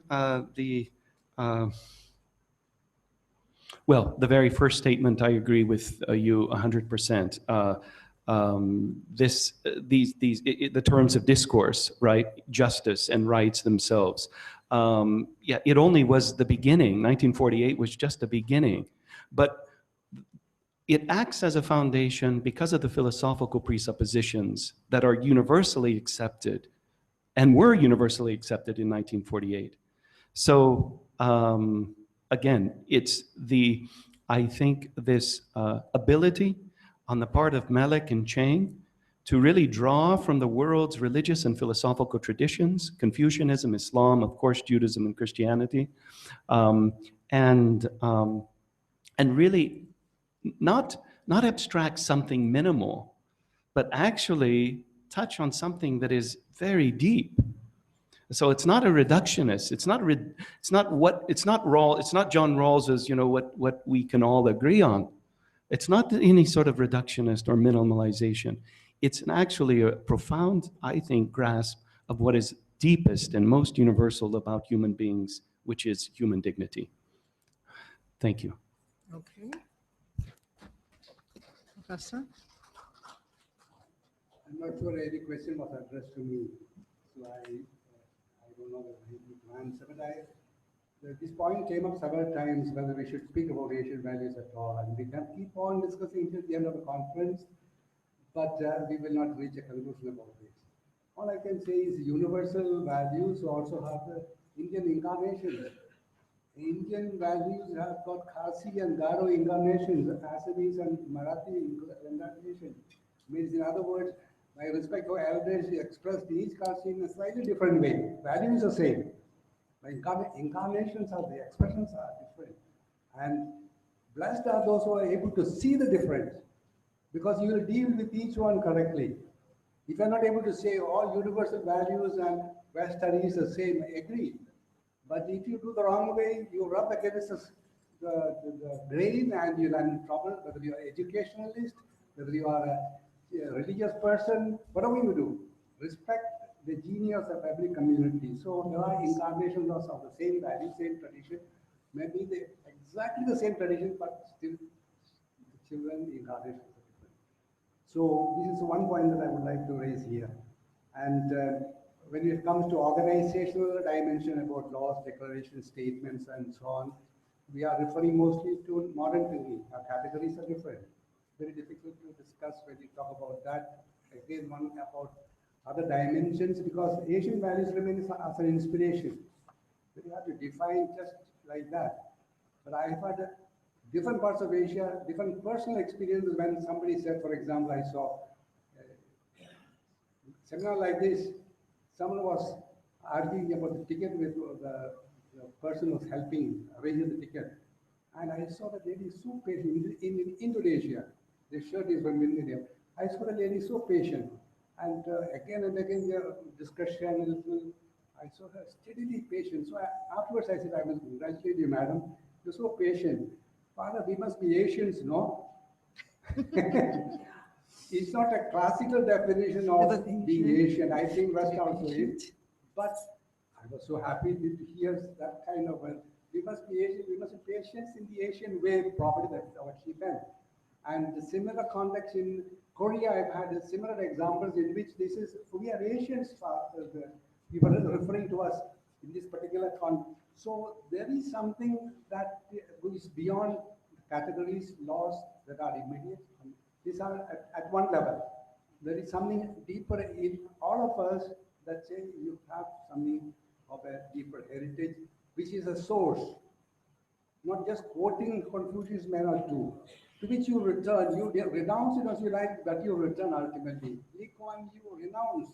He was very proud of the Western economic system, political organization, and so on. He did very well in bringing up the economy. But in little later years, he said, I cannot renounce Confucius. I think China did the same. For a while, they said Confucius stood against us. We are exploited by so many people because we are too honest with this Confucius. He betrayed us, he let us down. But not enough Chinese participants to say. Later we said, no, Confucius, we need Confucius. Unconsciously, we are still Confucians. At the subconscious level, we are Confucians. We have made imported some ideas, but we are there. So rediscovery of themselves. This Asian reflection is rediscover yourself. That's all. Whatever you try, other categories you are discussing here, but the depth of your psyche, you remain Asian. And there you find some Confucius, maybe Atharva Veda, maybe Veda, any other, and maybe in the Western context, Semitic prophetic personalities, they emerge. And they have inspired their own people as they have inspired other people as well. And regarding people, ethnic, we have in India, for example, communities that are very different in so very many ways. Those who work very closely, they realize. But it is possible for them to come together. It's not that East and West will remain eternally different. And when you see some characters, Indians, Asians are a little more communitarian and so on. When you go to the West, you find there are similar traits expressed in a different way, very impressively well. And the Asian, that the West is more pragmatic, realist, that is true. But at the same time, in a certain context of Indians or Asian, you find very realistic, very practical, very. Amartya Sen took much trouble to say we produce debaters, skeptics, and pragmatics. Many of his books are to show that Indians were not all contemplatives and so on. And when you go to the West, you find people who are completely materialistic, people who are profoundly contemplative. In other words, it's overlapping, and we borrow from each other. And if, for example, certain the heritage of the Semitic tradition and of the Hellenic tradition were very different. I was talking with Alan how they merged in Paul, in Justin, and Alexandria, the Clement of Alexandria, and the Western stream. Today's West is a product of both Semitic tradition and Hellenic tradition, merged so well. And so we think that it's just what you call Western, but it's very Eastern, right? The Semitic tradition has gone into it. And so today, East and West, we make contrast, it will be a great pity. We make some external, many dimensions we are different, but we can merge or we can interact, not merge and lose our identity. No, I'm not saying that. But we can interact and mutually stimulate each other for common good. That would be one of the aims of the conference that we are holding. Thank you. Okay, thank you very much. Thank you also for sticking to our timetable. Before I close the session, could we put our hands together and then give them a round of applause? Okay? And with this, with the sound of the bell, I declare the session closed. Since you gave a good talk, please continue to sit. We thank the chairperson, Professor Corazon. She has done so good job, and therefore we thank you also. And the good news is that we are going to have tea, and tea is ready. But before that, we have some small things to complete. Some were asking now where to change the money and where to go. So we don't have to go to the bank. The bank has come here. Could you please stand up, the manager and the one who is doing the exchange? They are here to help you if you want to change your money, get your, ask any questions regarding money transactions. They will be here during your coffee break. But there is no coffee for those who are not registered. So the registration desk is just outside. Please register your name so that we have your names correctly. And the tickets, the boarding passes, those who want to give, please give it to them. The next session will start at 11 o'clock. And I request Hortensia, Anthony, Raj, and Kumar Giri to give your, if you have your thumb drive or whatever is to be present in the computer. Don't bring your computers. Please give to them. They will install it and we will keep it ready for the next session. So therefore, over to tea.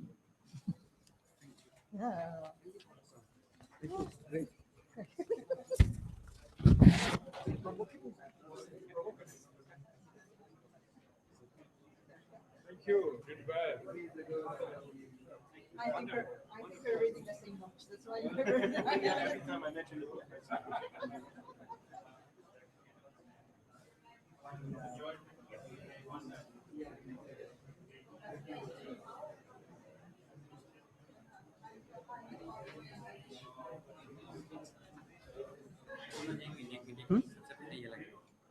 इसमें कुछ है लगा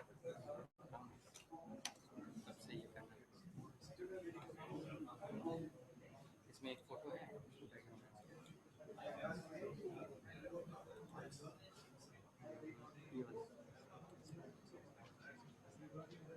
पहले copy कर लेता हूँ उसमें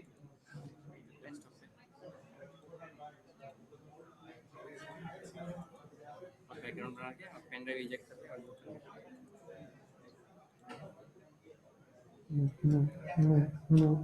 ये क्या हुआ सेंटर का अलाइन कर ये मेरा नहीं है नहीं ये वाला सेंटर अलाइन करना बैकग्राउंड करते हैं सर करते हैं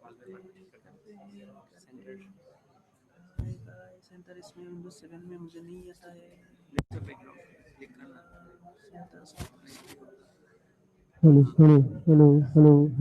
hello. Check. सेंटर नहीं फिट कर ठीक है देख कैसा हुआ देख Check. फिट कर देगा तो ऊपर नीचे आ जाएगा और icon Hello. Check.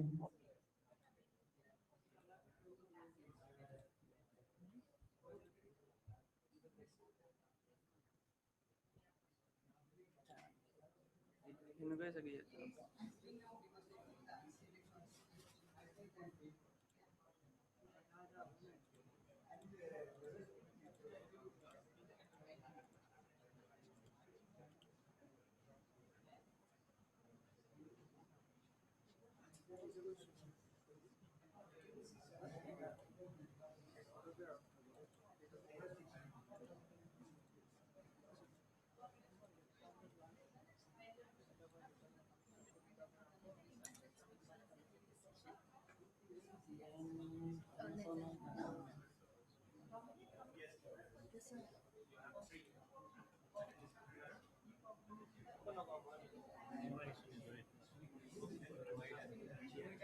Rethinking Asian values transform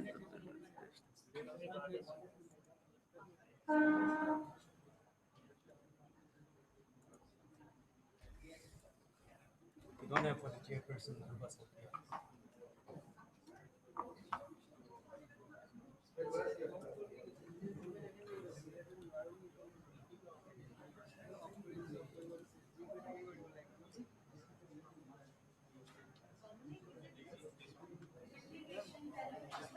Yeah, the thing is there.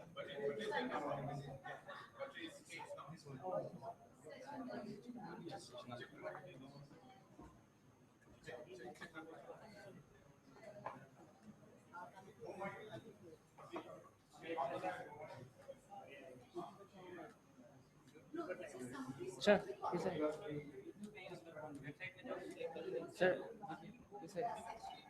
कैसा है टिकट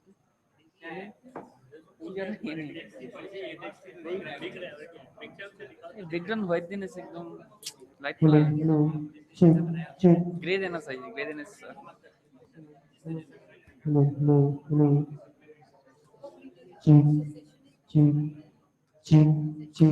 Check. This. Hello. काम तो करो माउस से काम ना करो Check this. Hello. Hello.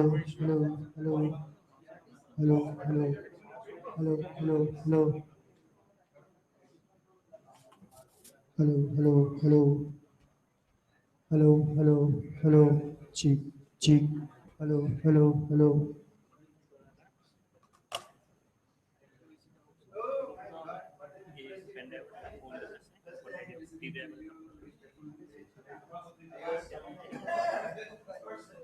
Yes.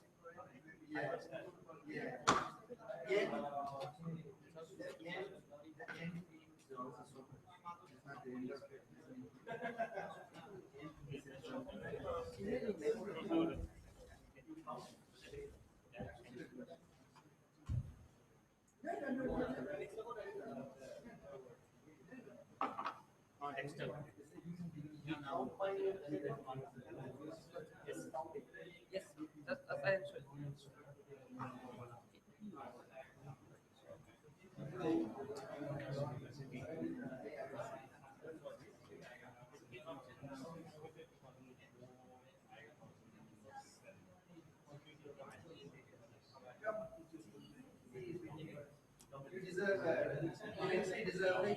You richly deserve. So this is the snake.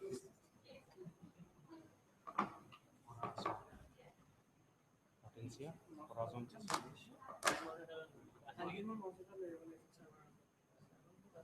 Este algo sería,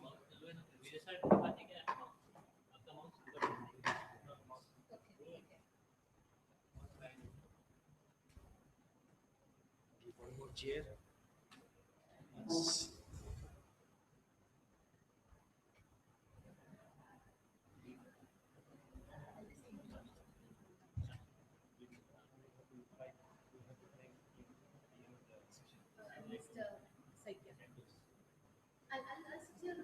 Yes, yes.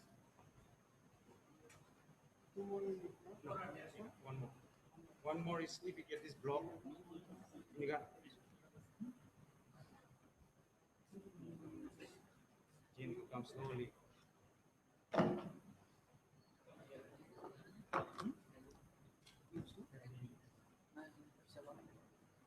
Bars are too high.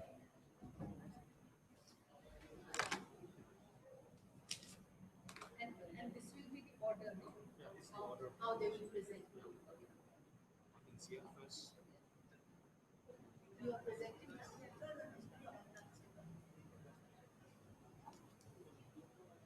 And please have your tea, okay? Yeah. Go, take your tea. Huh?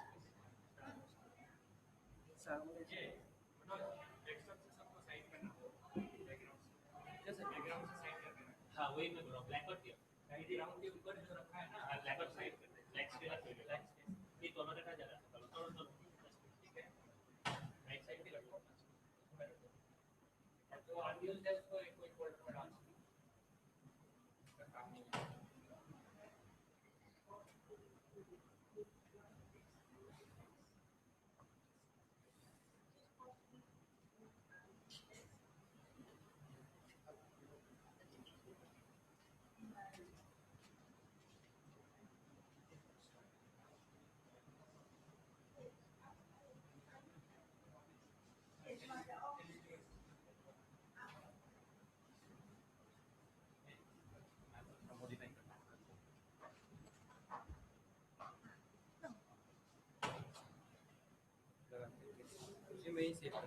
Yes, yes, yes. No, only in one representation. Only in one my presentation, but not the only this text. You can modify directly from your in your pen test. This guy, because क्या है और दिखाना है क्या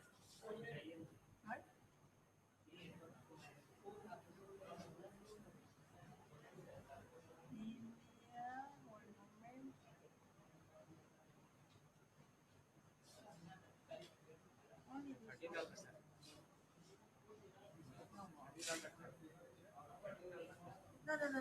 Yes. Not this one, ma'am. No, but only this. Sir. This. Statement blank.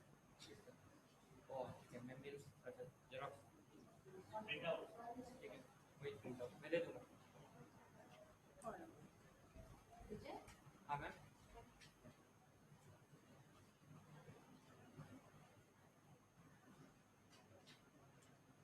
Android से खोला ना ताकि उसी में सेव करें this you are submitting ma'am this document you are submitting Yes, no, it's long. I search कर लो ना Azure. search कर लो ना which one you want to modify This in one page number 8 No, it's below. Where is it? Yes. More.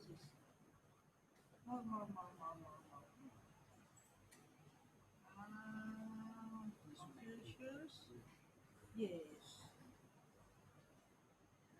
Features. What?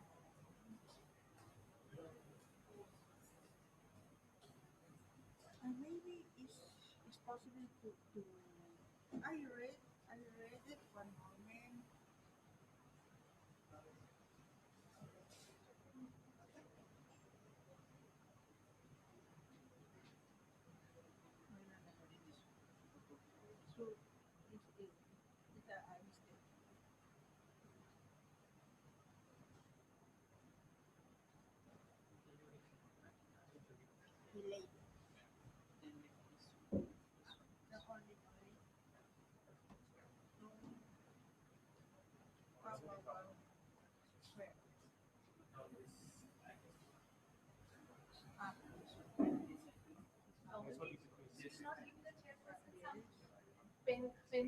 Some people they don't move. Maybe in another.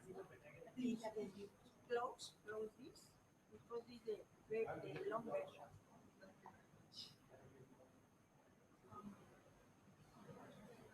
India, Spanish.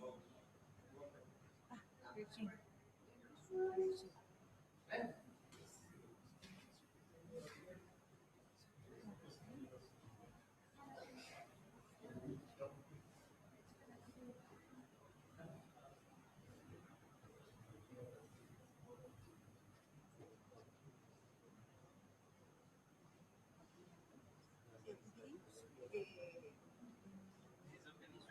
No, this one no. This one. Lily.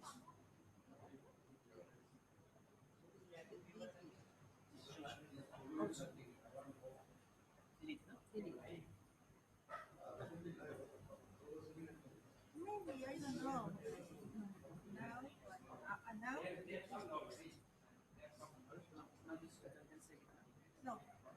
This is the title of my presentation. Maybe it's good to copy in only one page.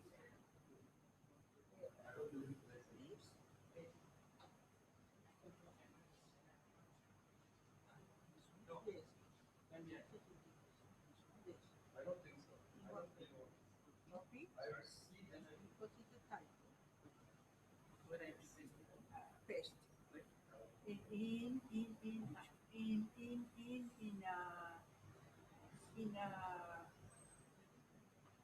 In another paper, in another blank paper.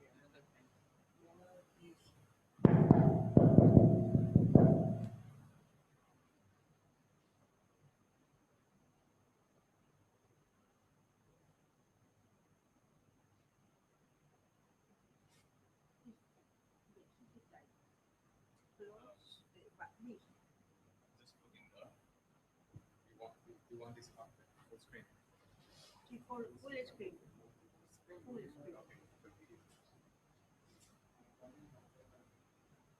Ma'am, what exactly do you want? It's only the title of my paper. That has to be displayed during your presentation. Yes. Then we put in the PowerPoint, it will show better.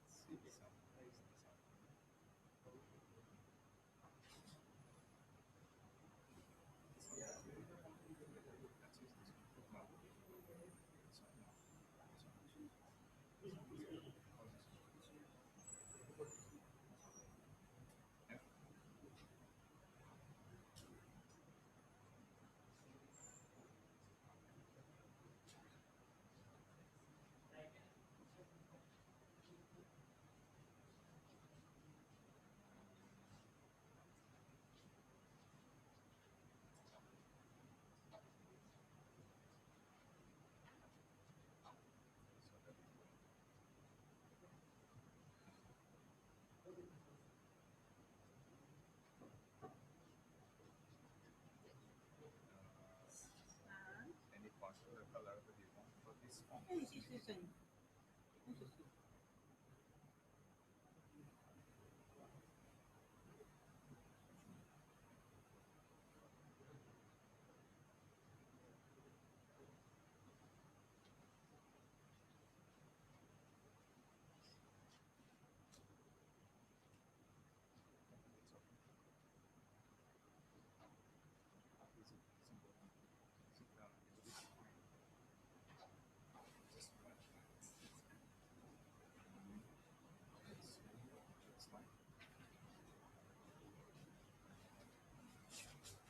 What happened to your screen? You haven't.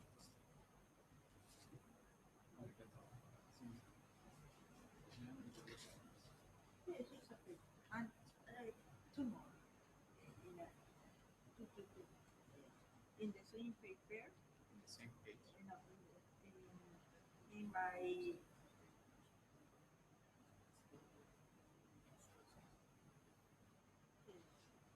in my Oh, yes. Go back to this. Here, no? yes. Okay, now where is it? In page 3, It's free. page 3, please copy this. Let's see. Up to. Yes. Up to message. Maybe it's long, but it's necessary.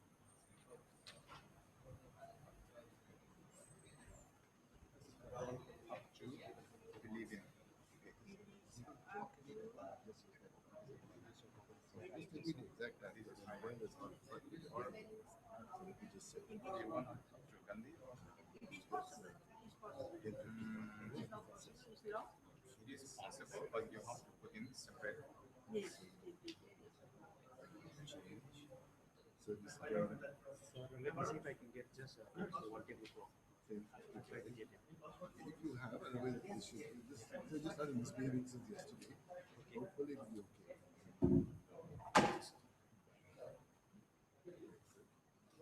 So now it is showing you staying. She will call you immediately down and then she will invite you to the chair and you will have to all the participants. So I'll try to get one. Okay.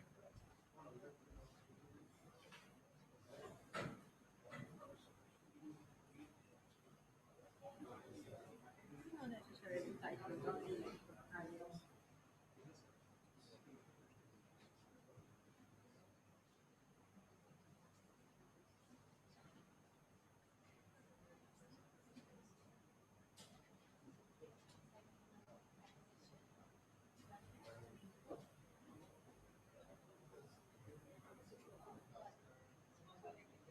Maybe 2 minutes. No, this one.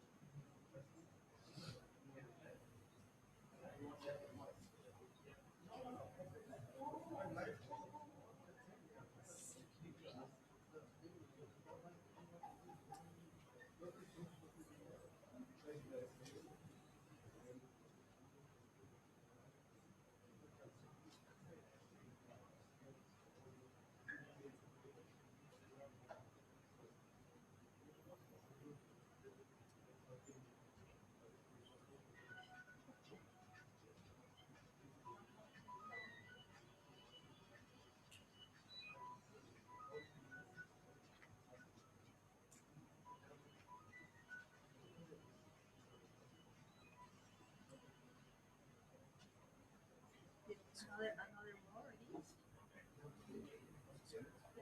It's only this. Page 5. Page 5.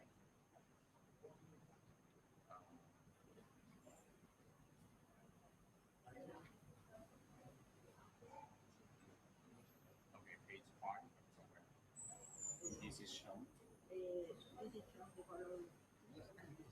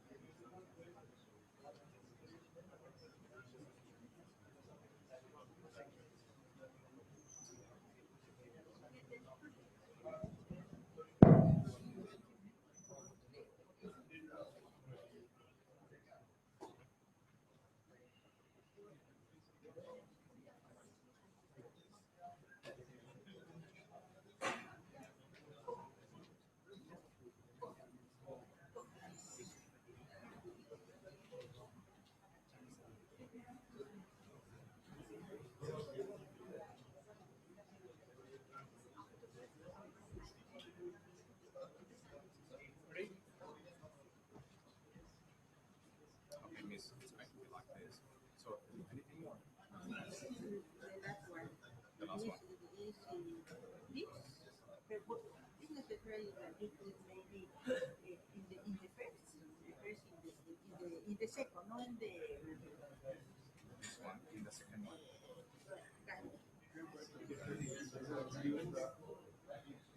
No, no, she has to tell what is she has to tell what is that is from page 6. This part where do you want to copy it? Whether you want it to copy it? No, please. We want this to come. I read this paper. See, it is in order now. This one, that one will come in the last. The one that we just completed. After all these things. Beginning from here, beginning from here, it's going to H6. This one will be the one that I just copied. Can be. This one will come in the end. This is perfect, perfect order. Perfect order. The one that I just copied will come in 7. The H6. This is the last part. It's coming in the last part now. This is coming in the last part. After this. I change how. Yeah, you are very well changed very easily. After you want to change it very easily. When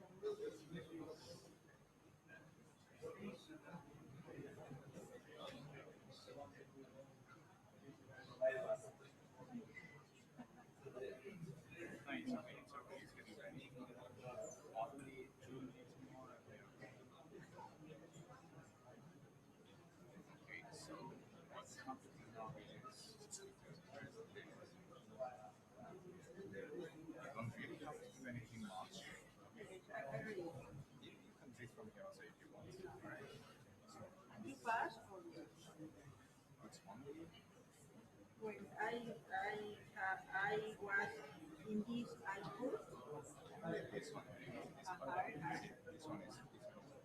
it goes to the next. Say that. the shoulder of Christian and the Holy Bible. So if you want to go to the next slide, the next of the things, this is next, this is back. Next. Next. It shows that they're going. And then next is a process to give us a lot of fun. Ask them this and all of that. Then next, this is something. And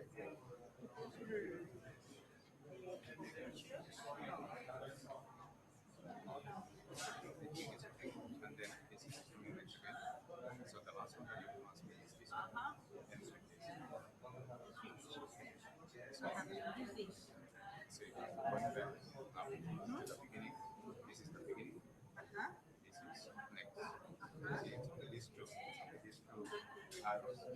One arrow is going that side, so it means it will go to the next. This means it come back. If you have to go out.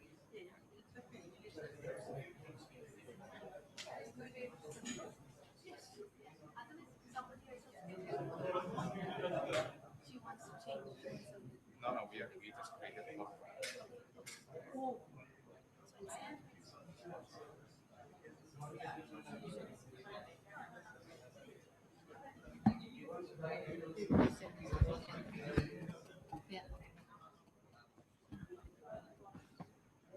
We'll ring the bell.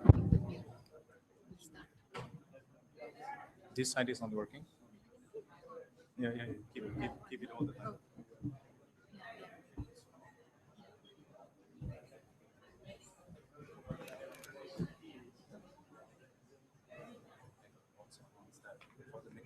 Yeah. Good morning and welcome to session 1 of the Conference on Asian Values and Human Future. The theme for this session is Asian Values, A Way Forward. I'm very happy to invite the chairperson for this session to the dais, Dr. Dhrubajyoti Saikia, Vice Chancellor, Cotton College State University. Can we please give him a round of applause? Thank you, sir. I would also like to request, sir, to please call upon the participants to the dais. Thank you.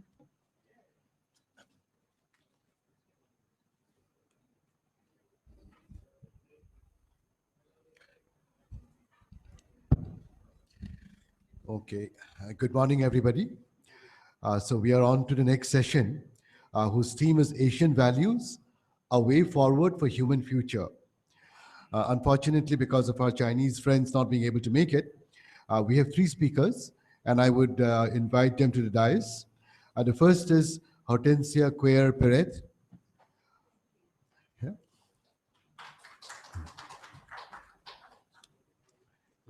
Hello. The next, she's from Mexico. The next is Anthony Savari Raj from Manipal University, Rajasthan.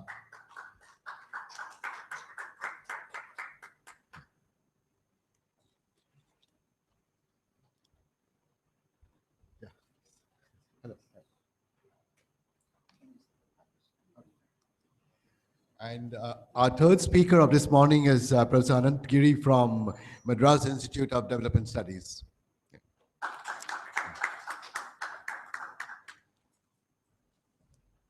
Hello.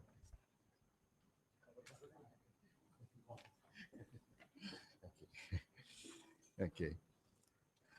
We have started a wee bit behind schedule, but not too much. But we have the luxury of a bit of time. So what I would request is each speaker to stick to half an hour maximum. I will give a warning at 25 minutes.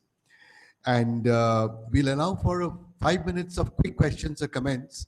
And then we'll have a discussion for about 15 or 20 minutes at the end, after all the 3 speakers have presented their papers.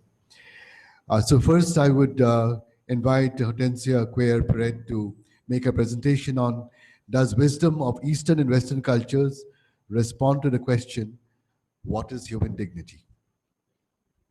Yeah, sure.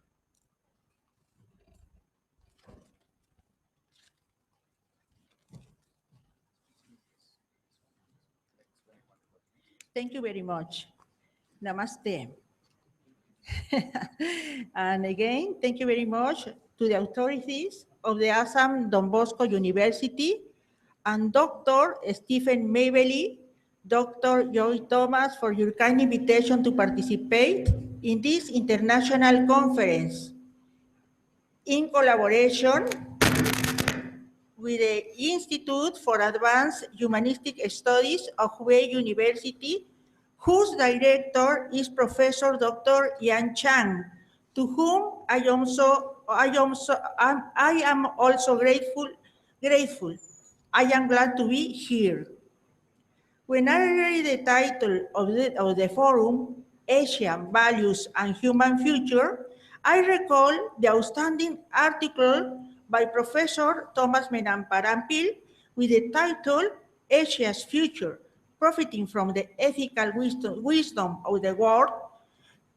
After reading it, I found it programmatic for the subject of this international forum, since in its pages, the interest is discovered to get us closer to the cultural wealth of the great Asiatic continent, and in parallel way, it warns about the pressure coming from Western modern and postmodern trends, whose influence may seriously erode the cultural foundation of ancient Asian civilization. Is Professor Menamparampil right? Does he pose a clash of civilization on Huntington's fashion? I don't believe this was Professor Menamparampil's intention, but rather the opposite, showing the world that is, in its genuine sources, immersed in multiculturalism, possesses and matches life wisdom which, when shared, enriches the wisdom of the great Western cultures. And not only that, but it also enriches the wisdom of the rest of the humanity, because its vitality and message are part of the humanity's legacy. Menamparampil's proposal is not rival, but complementary in the immense field of present-day civilizations and cultures.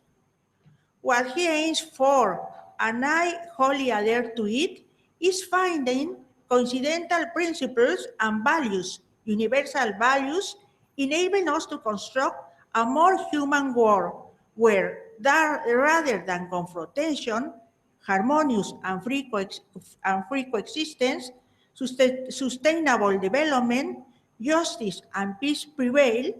This is the values that propose the Professor Menamparampil, values universal. And this is so because, in spite of many differences in worldviews and ethical codes, convergences of moral principles are evident. Then, why does it seem that there has been a small progress about such aspirations? Why so much violence and so much abuse against the dignity of persons? Why so much cruelty, not only against human beings, but against other living species as well, and why the destruction of our planet? Why so much corruption and so many crimes, including crimes against humanity? Why forgetfulness about the others, our neighbors, and endless injustices and evil doing? Is it perhaps that the desire of being better is just a delusion, a utopia for a few dreamers? I don't think so. The history of humanity has proceeded in this way, and advances in multiple fields of human actions are visible through civilizing processes in the fields of science, art, technology, universal recognition of human rights, rising of living standards as compared to past time, associations for knowledge and information, democratic life, citizen awareness, etc. This enables us to assert that it is possible to reasonably talk about wisdom of East and wisdom of West as humanity's heritage. But it's not an innate heritage to be admired as a cultural legacy of bygone times, but as a living source which, as centuries pass by, has shown its vitality and profile. The way I have chosen to develop this is through a concept that is unquestionably linked to the cultural legacy of humanity, the notion of human dignity and the values derived therefrom, which are neither east nor west property, neither souths nor norths, but are the whole humanity's wealth. However, it is legitimate to wonder which ways of recognition about dignity of persons are found in East and West. Are some of these ways outstanding? This is the question. My answer to that question is yes. About the dignity of human beings, there are concrete ways. I introduce them to you. At this moment, I will be selective and I will only expose briefly some of them. From the West, the theological religious approach in the Judeo-Christian thought. I left out the juridical social approach and the philosophical approach because of lack of time. And the East, Confucius, the Chinese philosopher, and Gandhi, the great Indian politician, who has life wisdom teachers are out of any question. All of them are asynchronously rising sources. The Judeo-Christian thought. The Judeo-Christian thought, considering its authentic sources, the Holy Scriptures and the tradition, culminating with Jesus Christ and his teaching 2,000 years ago, does not make such a kind of distinction when talking about the dignity of persons. In its high spirituality, it tells us that the human beings and their dignity have a transcendent origin, and this is found in God, the Creator. Hence, all of us human beings have such dignity. Either we are women or men, slaves or free, rich or poor, impaired or in full use of our human capabilities, independently of race, sex, social, economic status, and condition. The reason? All of us are children of God, created at his image and likeness. The Holy Book, one moment, I don't know what.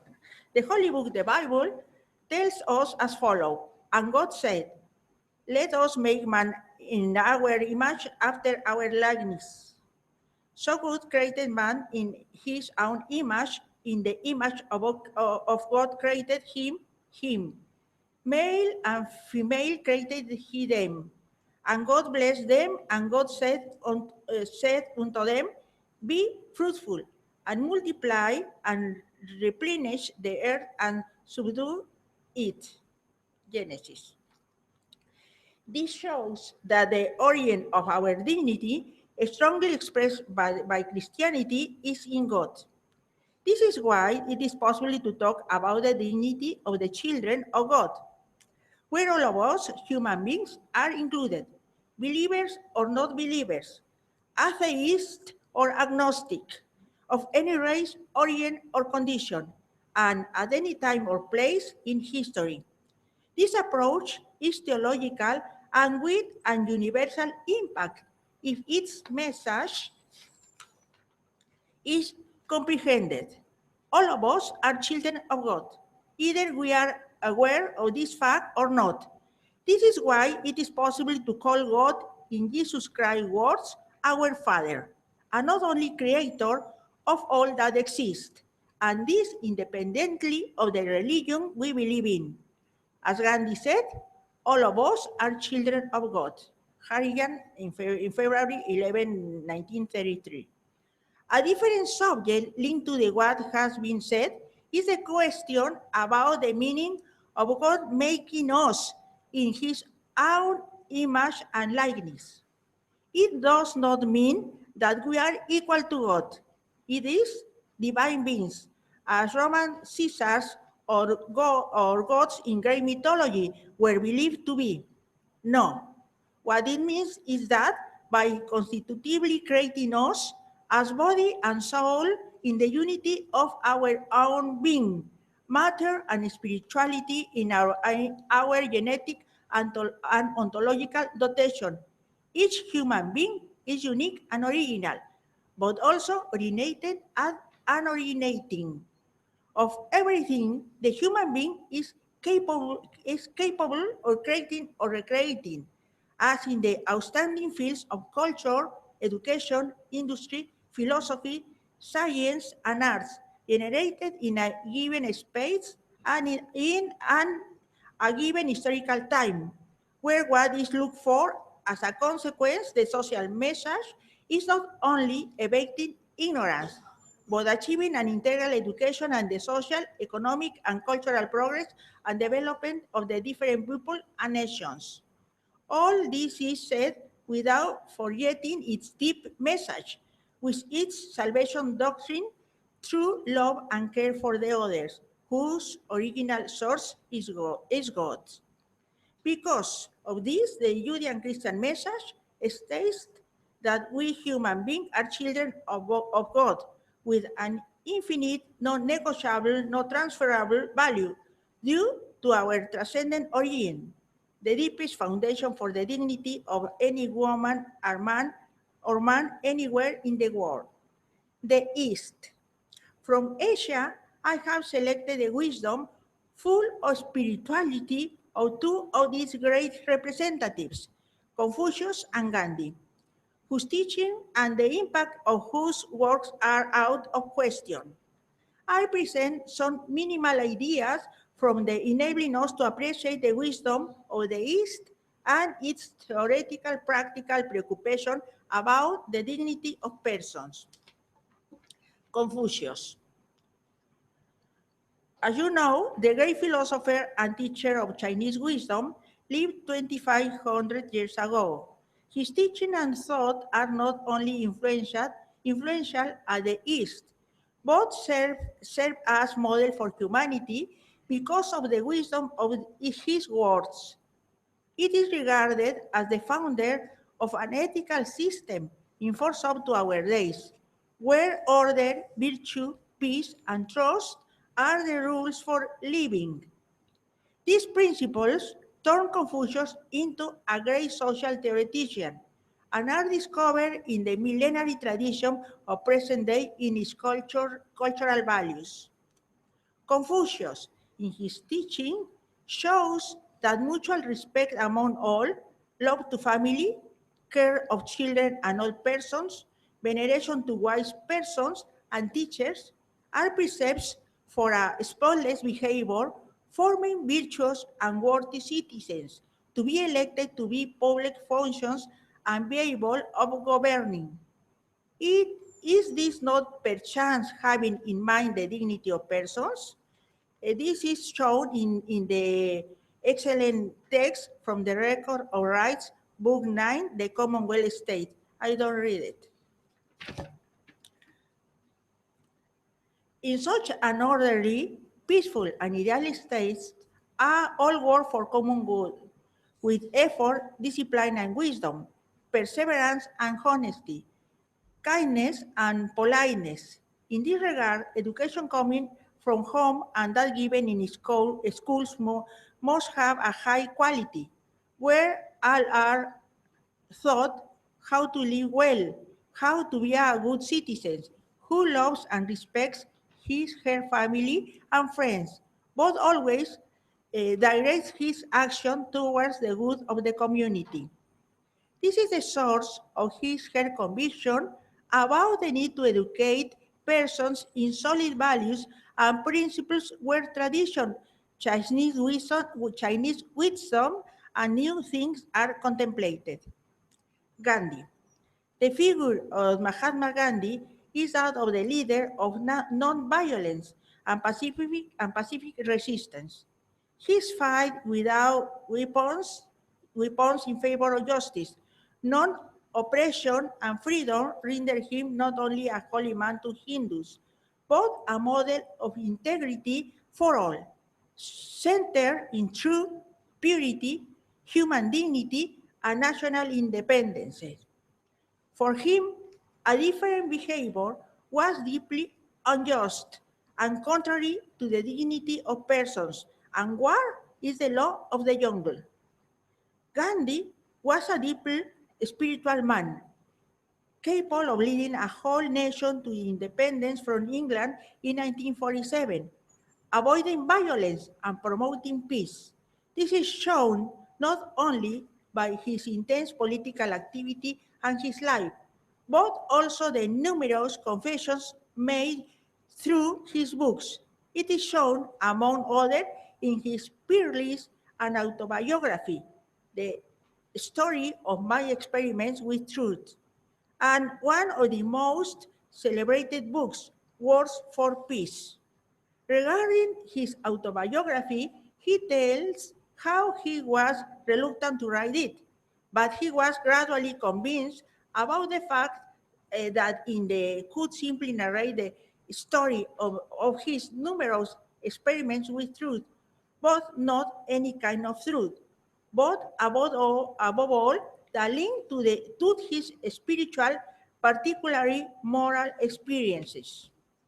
He says it as follows: these experiences will, of course, include experiments with non-violence, celibacy, and other principles or conduct believed to be distinct from truth. But for me, truth is the sovereign principle, which includes numerous other principles, such as which principles? Sanctity, justice, humility, compassion, generosity, social inclusion, equality, etc. This is why, for Gandhi, in the political field, not violence was truth in action. In the story of My Experiments with Truth, he tells that when he lived in London, his reading of the Bible, particularly the New Testament, impressed him strongly the Sermon on the Mount, which reached directly by my heart. Why do I recall this anecdote? Because Gandhi is inspired on that sermon when writing words of peace, and when he develops, jointly with Eastern wisdom and the cosmopolitan spirit moving him, a series of thoughts and advices about non-violence and peace. For instance, he says, blessed are the not violent. Blessed are those who hunger and thirst for righteousness. Blessed are the pure in heart, which is another way of praising the human being and its dignity.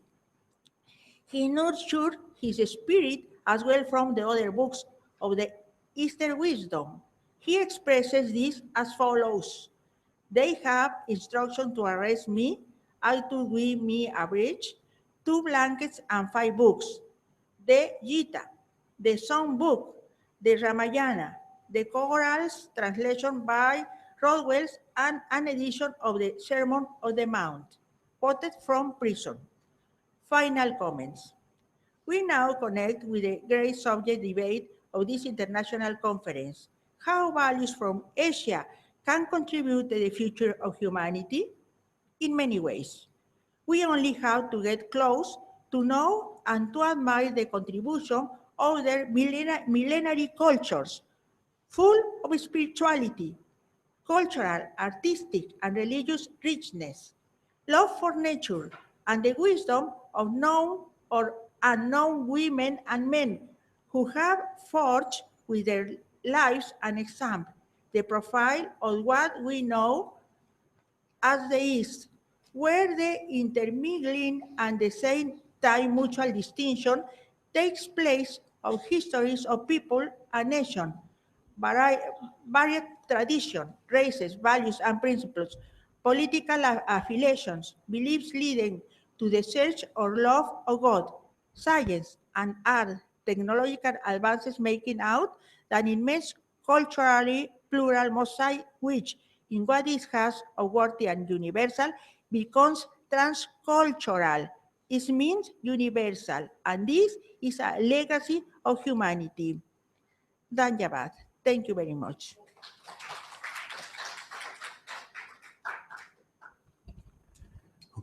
Thank you very much for keeping to the time as well, for a very well presented paper. So we have time. So I would invite any questions from the floor. And we will have a discussion on all the three papers later. But if anybody would like to make a comment or ask a question right now, you're welcome to do so.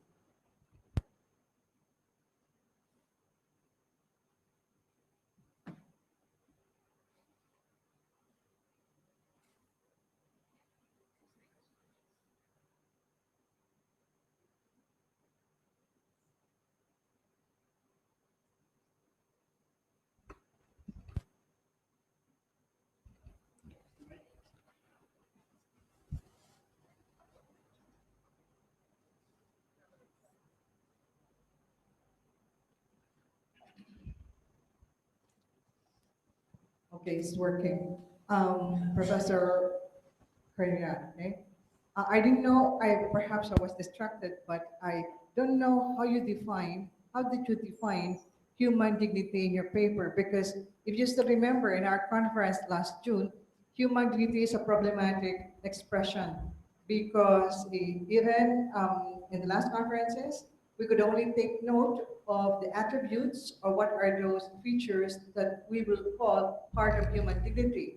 But the definition is still lacking. What definition did you use in your paper on human dignity?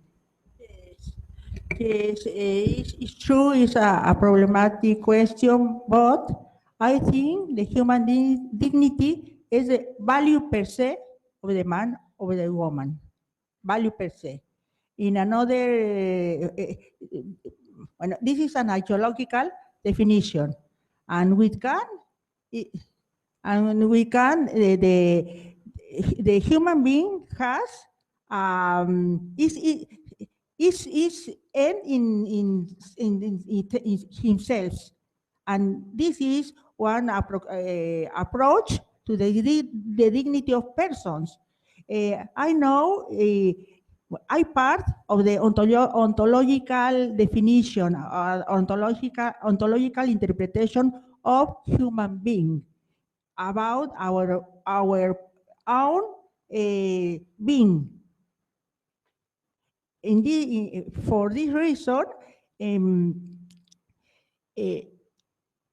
any man or woman per se is valuable, is and in himself or herself.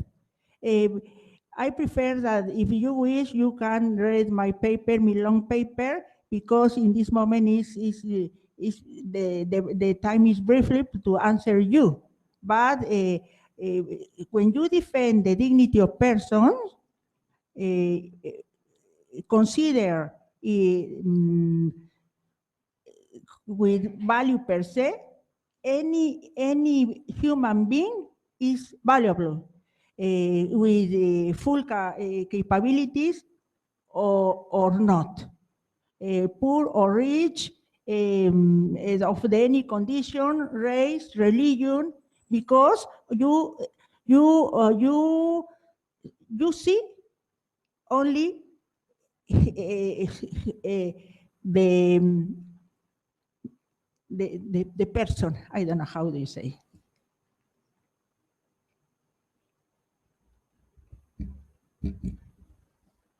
Okay, there's one more question there. Could I actually, maybe perhaps all of you know each other, but maybe could I request the persons to just introduce themselves before you ask the question? Thomas Mena from the university, your previous speaker. What I wanted to ask somebody from Mexico is, Mexico has been much influenced by the West, certainly Western culture.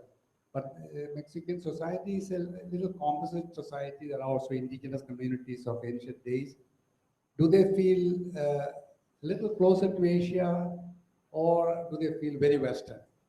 As a Mexican society of this, as representing Mexican society or here, do you feel some kind of kinship with Asia, or you feel very much influenced by the West? No. Yes, no. In the Mexican society, the East Asia is a far continent. It's far continent, and for me was a discover to China and India and his values. In the East is Asia, China, and the rest of the countries of the Asia. I discovered a profound spirituality. I discovered religiosity and friendship and sincere people and love the nature, for example.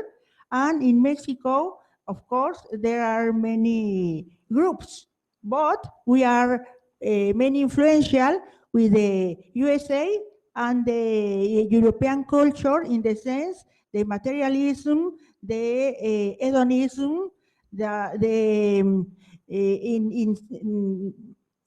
secularism. And when we are in Delhi, wow, I discovered many expressions of the, for example, the religiosity.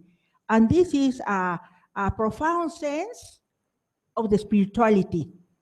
And I think this is an excellent way, it's wisdom of the East. Not only the spirituality, it is necessary, but you conserve your traditions and you have roots in your traditions and your history and your books. An example is, for example, Gandhi with red. He always get with him 5 books: Gita, Ramayana, Bible. He nurtured with the wisdom of these sacred books.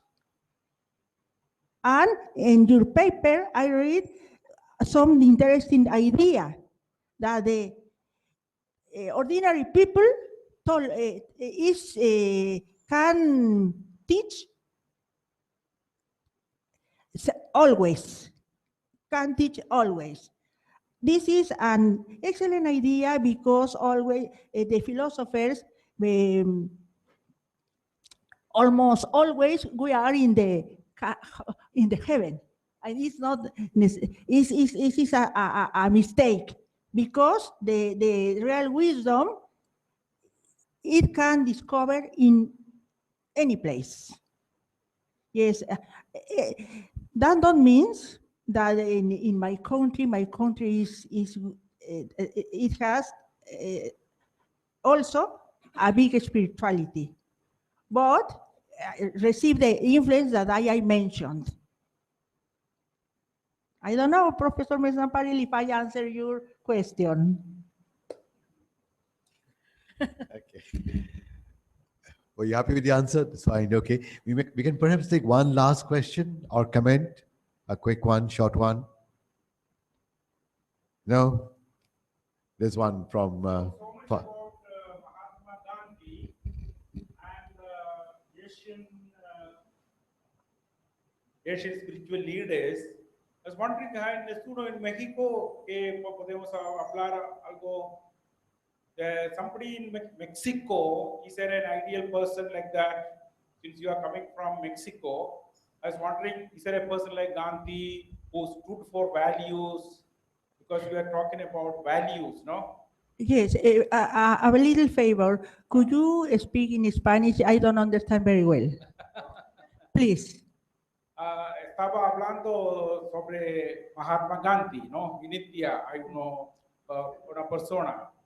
Así que hay una persona en México, por ejemplo, para de valor, está hablando, está trabajando para estos valores. A Gandhi. I don't know it. I don't know it because it's really my country is far of the Asia, and all my investigation about Gandhi was in different books and papers, and it's true. I discovered a little book about Gandhi, but not the. For me, it was not the better. It's always necessary to found in la fuente, in the font, in the original source, and for this reason, I am very happy to be here because I discovered in the real Asian world the figure of Mahatma Gandhi, and on another great person, Teresa of Calcutta, or in the economy, Amartya Sen. Yes. You are the Asian continent is a open book, and then it's necessary to read and interpret and think about it. I thank you very much. Okay, thank you very much, Professor Parade, for an interesting presentation and the discussions that followed. As you see that in any meeting or conference, it's always good to actually interact after the talk, and that is the lively part of it as well. So I would request speakers to stick to time so that we can have as much discussions as possible. So right now we'll move on to Professor Savaraj's paper on the hope of traditions for human future. Yeah? Okay. I'll give you a warning at 20 minutes if you don't finish by then. All right?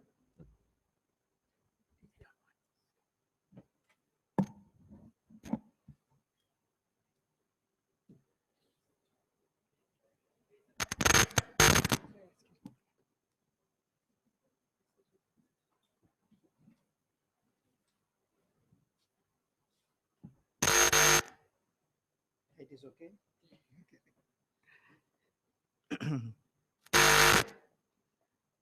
Respected chairperson, fellow speakers, and my friends.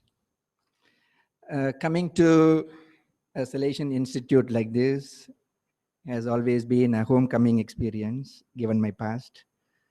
And I thank the organizers, particularly Honorable Vice Chancellor Father Stephen, Professor Thomas Madam Parambil, Father Joy, the organizing secretary, and of course, my beloved student and friend, Dr. Dominic, for this great privilege and opportunity. My little sharing likes to be a small contribution to the dialogue of cultures, which, as we know, has become a contemporary fact as well as a necessity. I especially focus on the issue of cultural innovation, which I believe every tradition is invited and even expected to explore, especially in our contemporary cross-cultural human situation. Of course, with the great spirit of mutual criticism and dialogue. It is in the backdrop of this innovation, what I call cultural innovation, I think we should endeavor to examine and explore the values of our traditions. And I have chosen to make a little study on the value of hope as embodied in human traditions by focusing on two important myths belonging to two different traditions.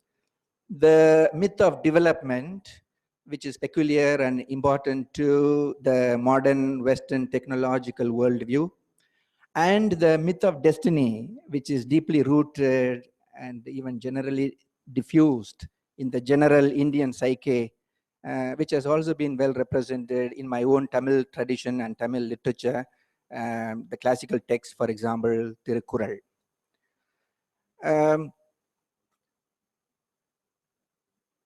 As my paper would elucidate, the myth of development, which is very particularly rooted in the modern Western technological worldview, is based on a hope of the future. And the Indian understanding is once again is focusing on a hope, but not merely of the future, but hope in the invisible. But my contention, my humble submission is that Given our times, both the myths need a revision, correction, even transformation, within, of course, what we may call a hope in the rhythm of reality. Just to elucidate a bit more what I have stated.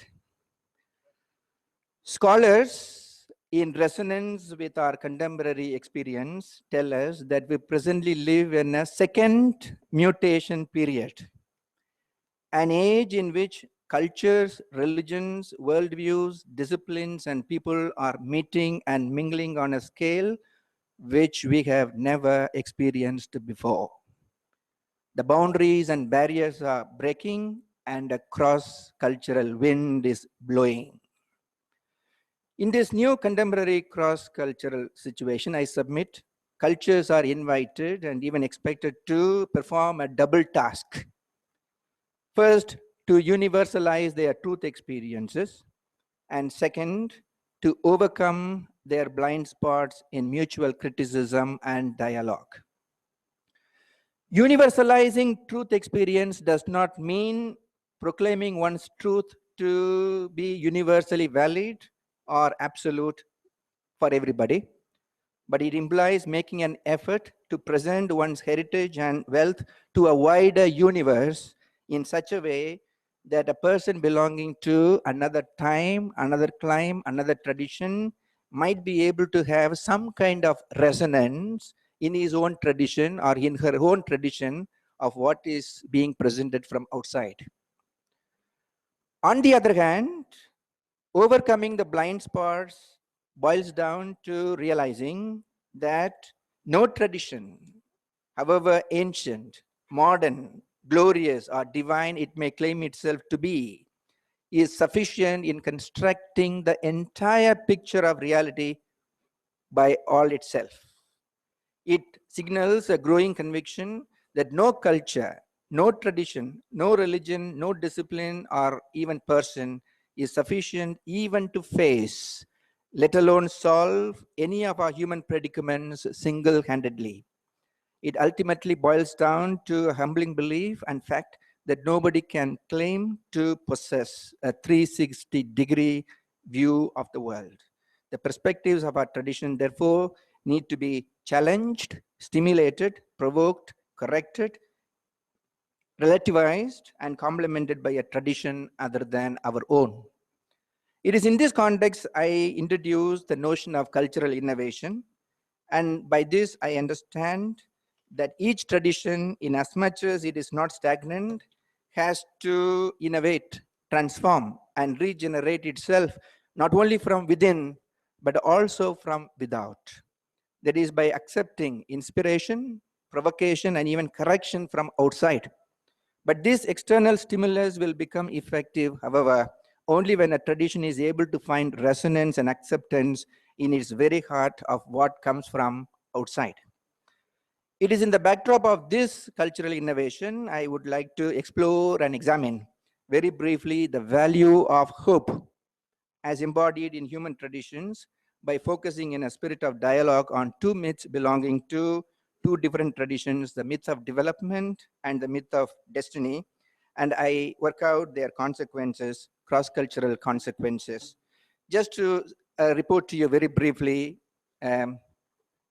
from a cross-cultural point of view, if history, progress, and development, the chief thrusts of the Western civilization, the modern technocratic vision of life, if they are the measurements of human life and experience, then obviously a greater part of humanity would not be able to fit into this scheme. And yet, for millennia of years, cultures do have nourished millions of people even when they could not make it according to the dominant technocratic, economic, political, and developmental paradigm.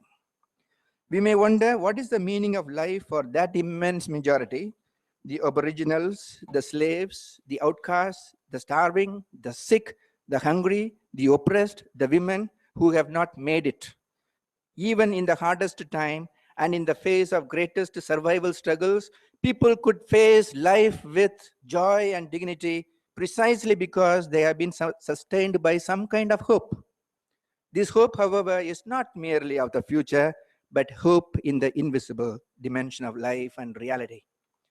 It is in this context I may indicate the cross-cultural philosopher Raimundo Panikkar's reference to a transcendental attitude, which does not necessarily mean an explicit belief in transcendence or God. It implies an awareness accompanying every action that life on earth is only a kind of comedy, divine or not, a sort of play, a reenactment of something bigger than ourselves and yet taking place within ourselves. Karma, rebirth, wool, transmigration, heaven, moral responsibility, and so on. Whatever religious or cultural underpinnings they may have, entail a firm sentiment that we are not private proprietors of our, but actors and spectators of it. Perhaps it is this sort of what we may call cosmic confidence that does not allow people to be totally crushed by circumstances, however inhuman they may be. In a word, the myth of destiny points to a dimension of hope, which is not merely of the future, but a hope in the invisible. It is this hope that allows man to go beyond the perceptible dimension of reality to what we may call the depth dimension of reality. It is this depth dimension that can help face life and life's vicissitudes, especially when man stands helpless in the face of inexplicable tragedies and sorrows. It is this dimension that could form the basis of optimism that everything has a meaning, though everything need not be perfect and all right in the future. On the other hand, and this is very important, on the other hand, the myth of development with its thrust and orientation towards future has an important correcting and complementing value to the myth of destiny. As an external stimulus, it could inspire, intensify, and promote the effort of the traditional cultures to revitalize themselves as they face the new situation of humanity. This inspiration may be seen in the effort of the traditional cultures to take history and progress seriously and to identify and overcome all the traditional notions and elements which have not been so very helpful to a fuller flowering and flourishing of authentic human life. More concretely, this would mean paying greater attention to the questions of human rights, poverty, appalling conditions of women, a degeneration that has come about in the caste structure, and all the conditions that deny a normal living condition to millions of people. Pressing problems such as lack of food, housing, healthcare, and education would need an immediate attention. In other words, the traditional cultures stand in need of doing a reassessment of their traditional values in the light of human welfare, particularly of the oppressed and the downtrodden. This reassessment would be greatly stimulated, complemented, and enhanced by the dominant modern culture with its focus on human dimension. To conclude, if the myth of development stands for a human confidence and the myth of destiny stands for a cosmic confidence, then the meeting and synergy between these two experiences indeed signal a rhythmic confidence. A hope of the future and a hope in the invisible perhaps should and can meet in a hope in the rhythm of reality with a sense of carefreeness, synergizing the careful mentality of human confidence, that is development, and a kind of careless attitude of cosmic confidence. The rhythmic confidence evokes a carefree awakening to the dimension of life. A participation in the dynamism, freedom, or rhythm of being or reality surely wouldn't include a striving and even an expectation for a better world, but surely not a foreseeing. Rhythm has an evermore, but it does not have, properly speaking, a future. Human life, in other words, is not to be seen as a linear progression towards God or some known or unknown future, but it embodies a rhythm in which every moment is filled with a kind of eternal, escaping moment in the very temporal moment. Reality is eternal. That is temporal and eternal in one and the same time in a non-dualistic relation. Human life in this sense implies a striving where the latter is neither the dream of an earthly paradise nor an inner self, but it is an urge to discover and live in the present, the fullness of life, with a struggle for a world with less hatred and more love, with less violence and more justice. Further, the encounter of the myth of destiny and the myth of development in our cross-cultural human situation indeed signal a transformative process. As Raimundo Panikkar notes, the task of transforming the cosmos is not achieved by a merely passive attitude, nor by sheer activism. The world does not go independently from us. We are active factors in the destiny of the cosmos. Otherwise, discourse about the dignity of man, his divinization or divine character is an illusion.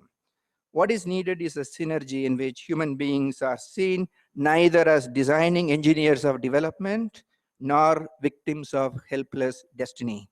They are creative and active participants in the adventure, dynamism, and rhythm of reality. It is here the metapolitical assumes a significance. The experience of the metapolitical allows us to touch the depth of the human being without, however, being alienated from reality.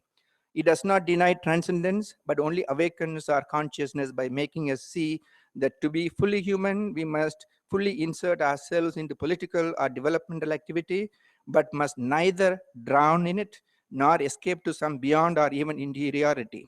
It is by protesting, rebelling, transforming, falling, and even failing, even dying to better our situation and that of our fellow human beings and the oppressed of the earth, that we shall reach this fullness. Basically, the hope in the rhythm of reality is therefore an affirmation, celebration, and flourishing of life. As Panikkar pleads, plenitude, happiness, creativity, freedom, well-being, achievement should not be given up, but on the contrary, should be enhanced by this transformative passage from historical to transhistorical man. This transformative passage would surely include and take into account life's contingencies and hardships, but it's important to realize that the uniqueness of human life has a meaning even under the weight of tragedy. And it is into this life that a synergy of hope in the rhythm of reality inserts itself in order to help discover the fleeting, poor, but joyous meaning of naked existence. It is this hope that can constantly remind us that the meaning of life is life itself, lived in all its fullness, intensity, and depth. Thanks.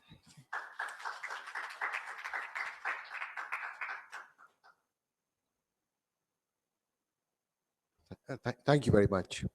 Now the paper is open to the floor for questions and comments. There are many of them here. Please. Yeah, first. Yeah, it's fine. Fantastic. Yeah, Dr. Indrani, this idea of rhythm in the context of development seems to be something non-synchronous, because rhythm is most often haphazard, if not chaotic. And it is through a certain level of chaos in development that a certain myth of development is produced. Myth of development cannot be independent of a chaos which may break the rhythm that you are seeking for. So therefore, there is a problem here in talking about a myth and then trying to contextualize it in terms of hope. The question remains whether hope can be contextualized, independent of the poeticized rhythm that you discover in the chaotic world of development.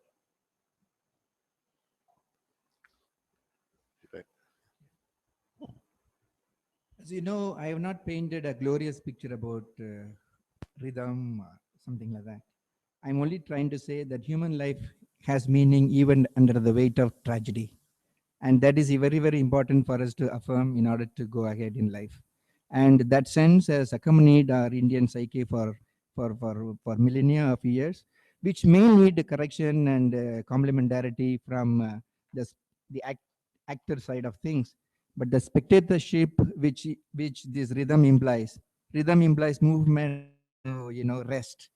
That rest dimension has to be taken very seriously into consideration. That's my point. I'm not giving a poetic vision of rhythm. I'm only trying to reaffirm the rest that is needed also in the rhythmic movement of, both movement and also rest. We need to take seriously that rest dimension. So that the traditional cultures stand for. The rest dimension is very, very important together. And the rhythm is constituted by both movement and rest. That's Yeah. Yeah, yeah.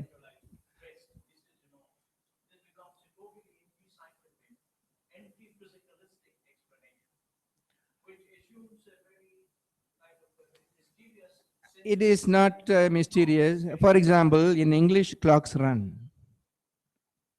In English, clocks run. In Spanish, el reloj anda. Clocks walk.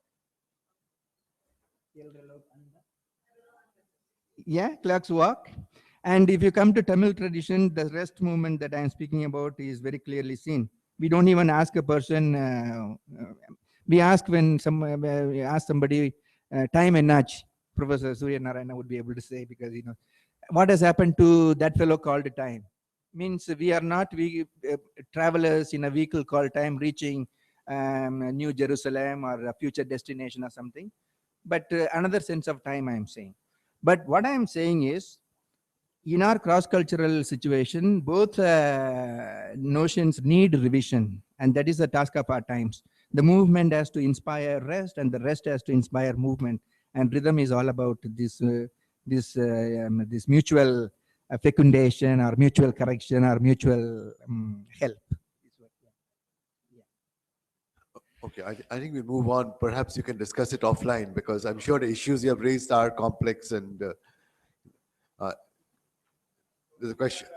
Okay, Rudy. Yeah. This follows on that, but we can answer it later. I don't want to tie up the other questioners. The other question. See, the myth of development is another version of the quest for progress, mythicized now into something which is supposed to affect our culture, right? Especially Western culture. Right? Now, this depends on a certain understanding of time. Time is linear in this movement, and is peculiar to the Judeo-Christian and the Islamic traditions. I mean, certainly for the Judeo-Christian, much more.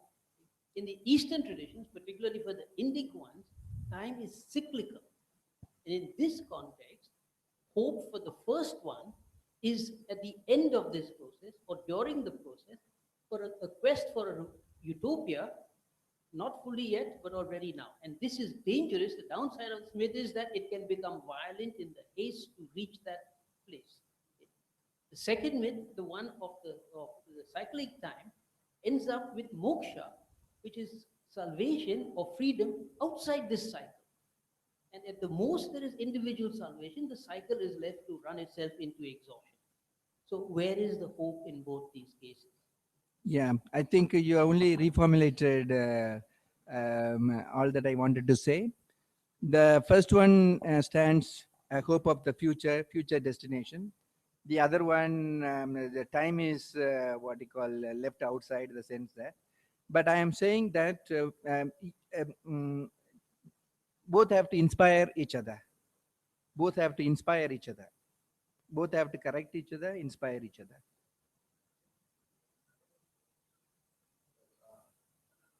I think And I have used the word tempeternity, temporality and eternity in the both in the same token. The traveling of the two toward the one without ceasing to be different. Neither cancelled, but both are accommodated in what you call in a kind of not monistic oneness, but kind of a pluralistic oneness. The two are there, but exactly not exactly two. It's kind of a non-dualistic understanding which is required at the moment. Advaitic understanding, if you want. I have a simple question. How do we sustain this cosmic confidence that we are talking in a situation of great suffering and great pain? Because when we have a full stomach, we have a lot of confidence. But when we have empty stomach and we have famine and we have too much of suffering, how do we sustain? Precisely what I mean by cosmic confidence is the hope that there is something bigger than ourselves taking place. At the same time, it is taking place within ourselves. So I think cosmic confidence is not a big word. It is a very practical experience of the common folk. People could simply smile despite the appalling conditions in life. It is not helplessness or a kind of a resignation, but that is the only way they can meet the situation. For millennia of years, this kind of, you call it acceptance of, all that is bound to happen will happen, or fate, or determinism, or karma, whatever. Unless we take into consideration seriously these elements which have sustained our people's lives, then we are marching towards a kind of some ideal notion, and we are failing, and then the result will be suicide. And millions and millions of people have not committed suicide despite the appalling conditions in their lives, precisely because of the traditional dimensions which have sustained them in the form of karma, or fate, or wool, or whatever. Wool I have studied in my paper in a little more way, the Tamil tradition. But I'm just showing the functional value of these concepts which have sustained people. Nevertheless, they need to be corrected. They stand in need of correction in the phase of the developmental and the active paradigm, which is coming from another tradition. They are required. At the same time, they also need to have some kind of transformation in the phase and light of the other, which is touching its vision and saying.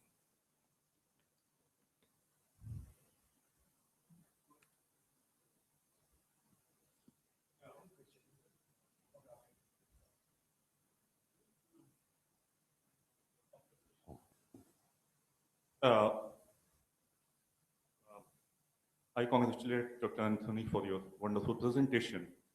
But what I realized that the hypothesis of your whole paper is based on human beings' relation with God. And if you're talking of the hope,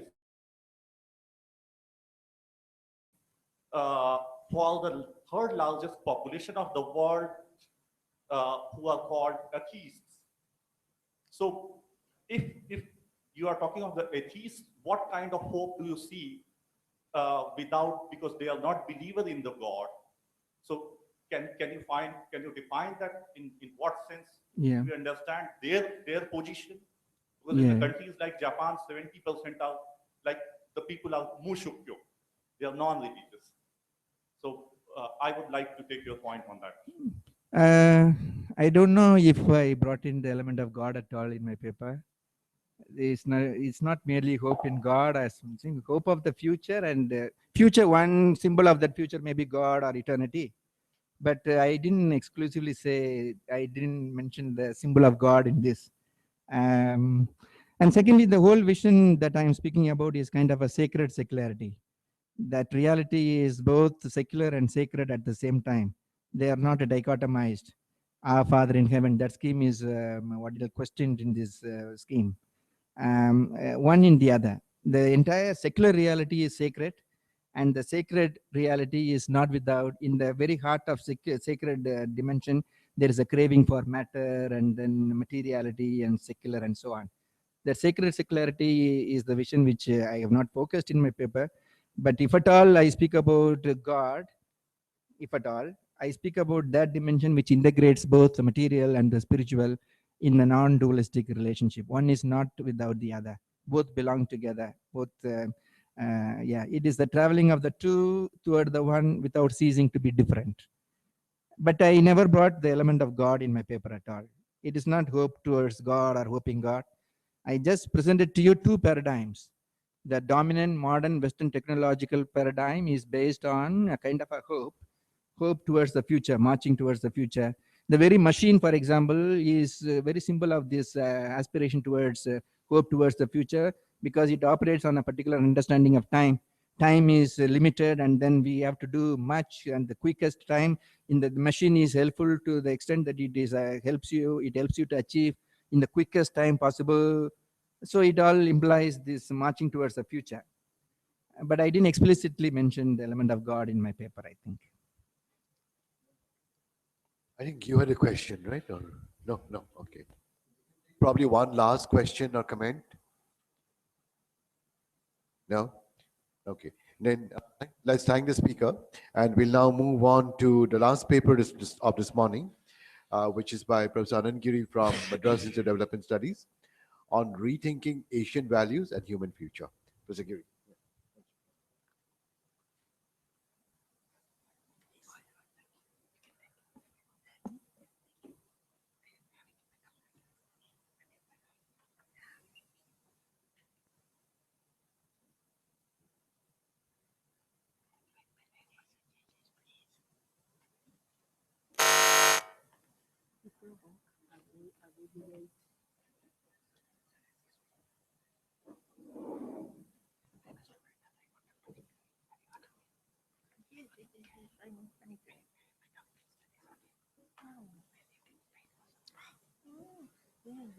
Respected chairpersons, my fellow panelists, dear and respected friends, I invite you to this co-exploration, rethinking Asian values and human futures, transformative harmony, and new cosmopolitanism, and the contemporary challenges, contemporary and perennial challenges of self-development, inclusion of other and planetary realizations.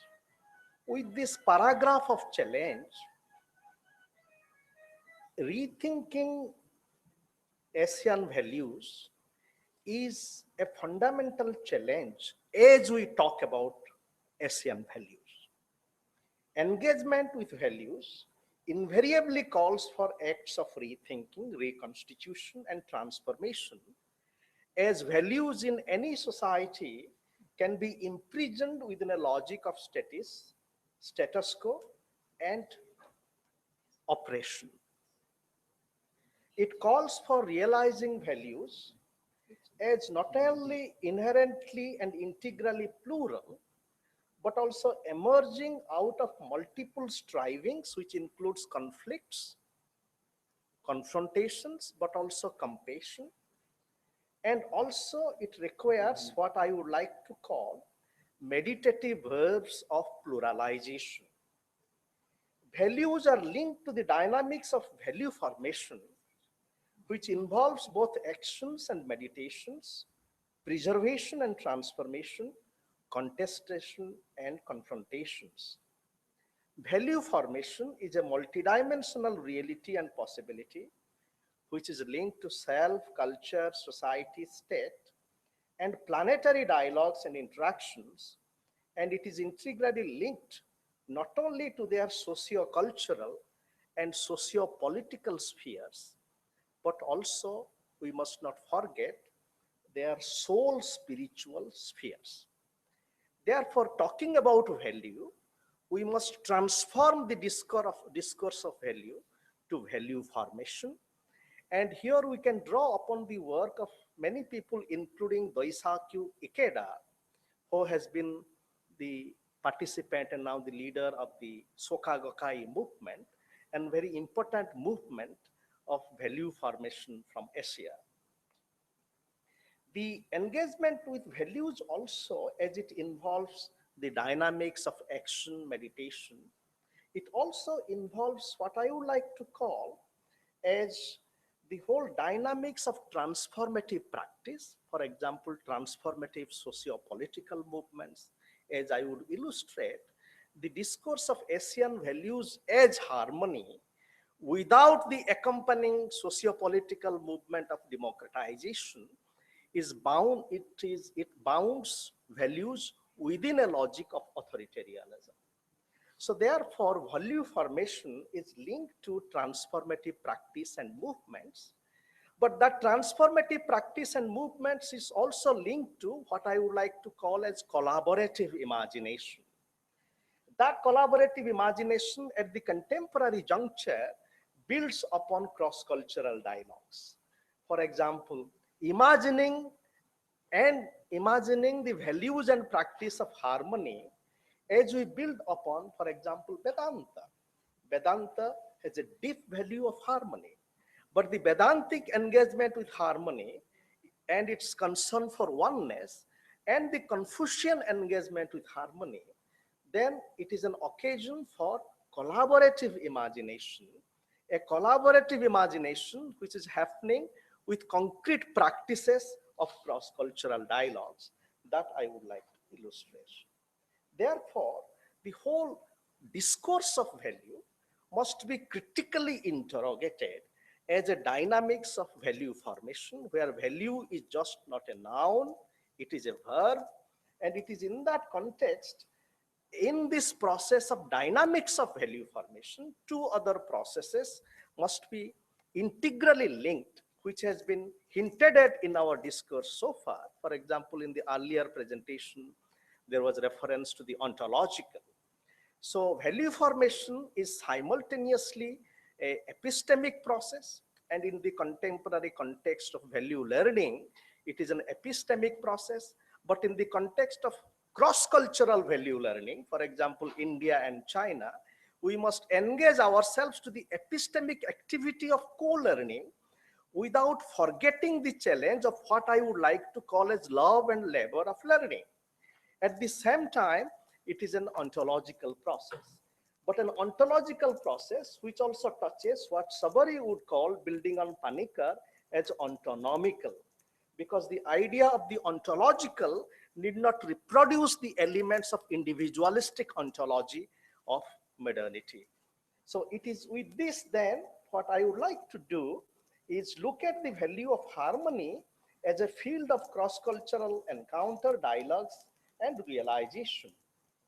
I discuss the perspective of dynamic harmony in Japanese religion, about which Robert Bellah, the great sociologist of religion, writes, where he says that in Japanese religion, when harmony is not just a death-like status, it is the dynamics of values in tension. And that idea of dynamic harmony also finds a resonance in the vision and practice of Kashmiri Saivism, where harmony is also a dynamic process. That idea of dynamic harmony from Kashmiri Saivism and from Japanese religion can now interact with the concept of harmony in Confucianism, which then challenges us to rethink the value of harmony as merely piece of status quo. Transformative harmony then calls for dialogue across traditions such as Buddhism, Shaivism, and Confucianism. It also shows how values in Asian societies have emerged out of cross-cultural, cross-religious, and cross-civilizational dialogues. For example, the dialogue between Indic civilization and Sinic civilizations, which are in themselves not singular but multiplex and plural.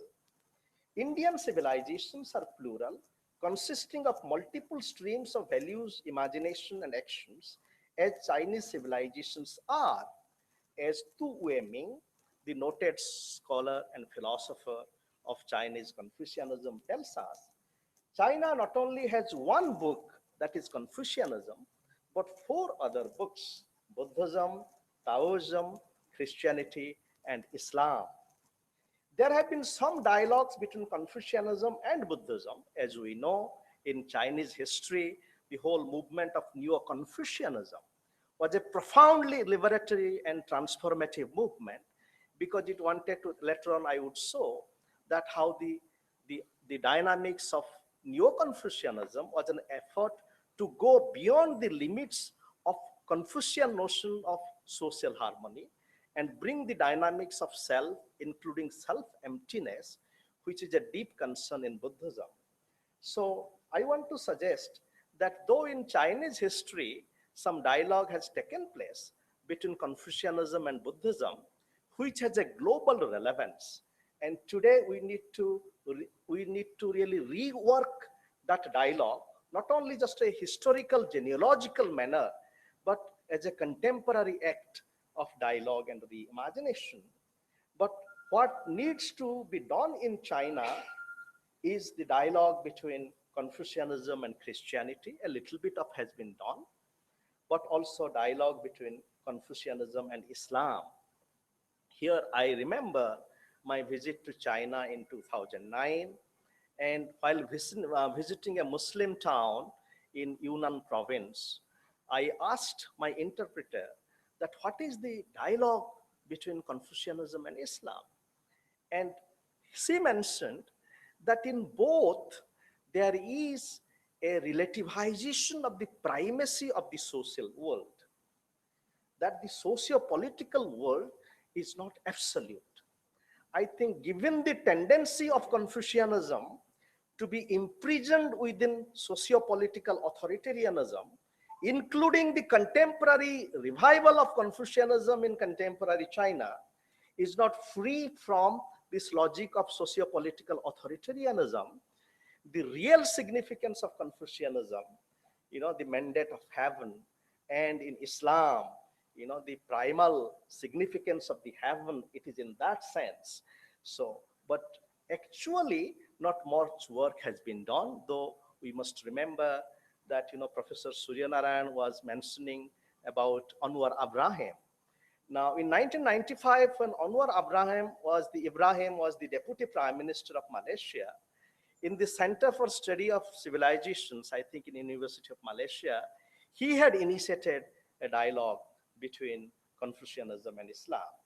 Now, China is building Confucian institutes, but what Confucian institutes could do, it could not be just a center for reproduction of contemporary Chinese ideology of Confucianism, but Confucian institutes could be a center of dialogues. For example, in Middle East, it could be a center of dialogue between Confucianism and Islam, and in contemporary India, it could be a dialogue between Confucianism, Buddhism, and Vedanta.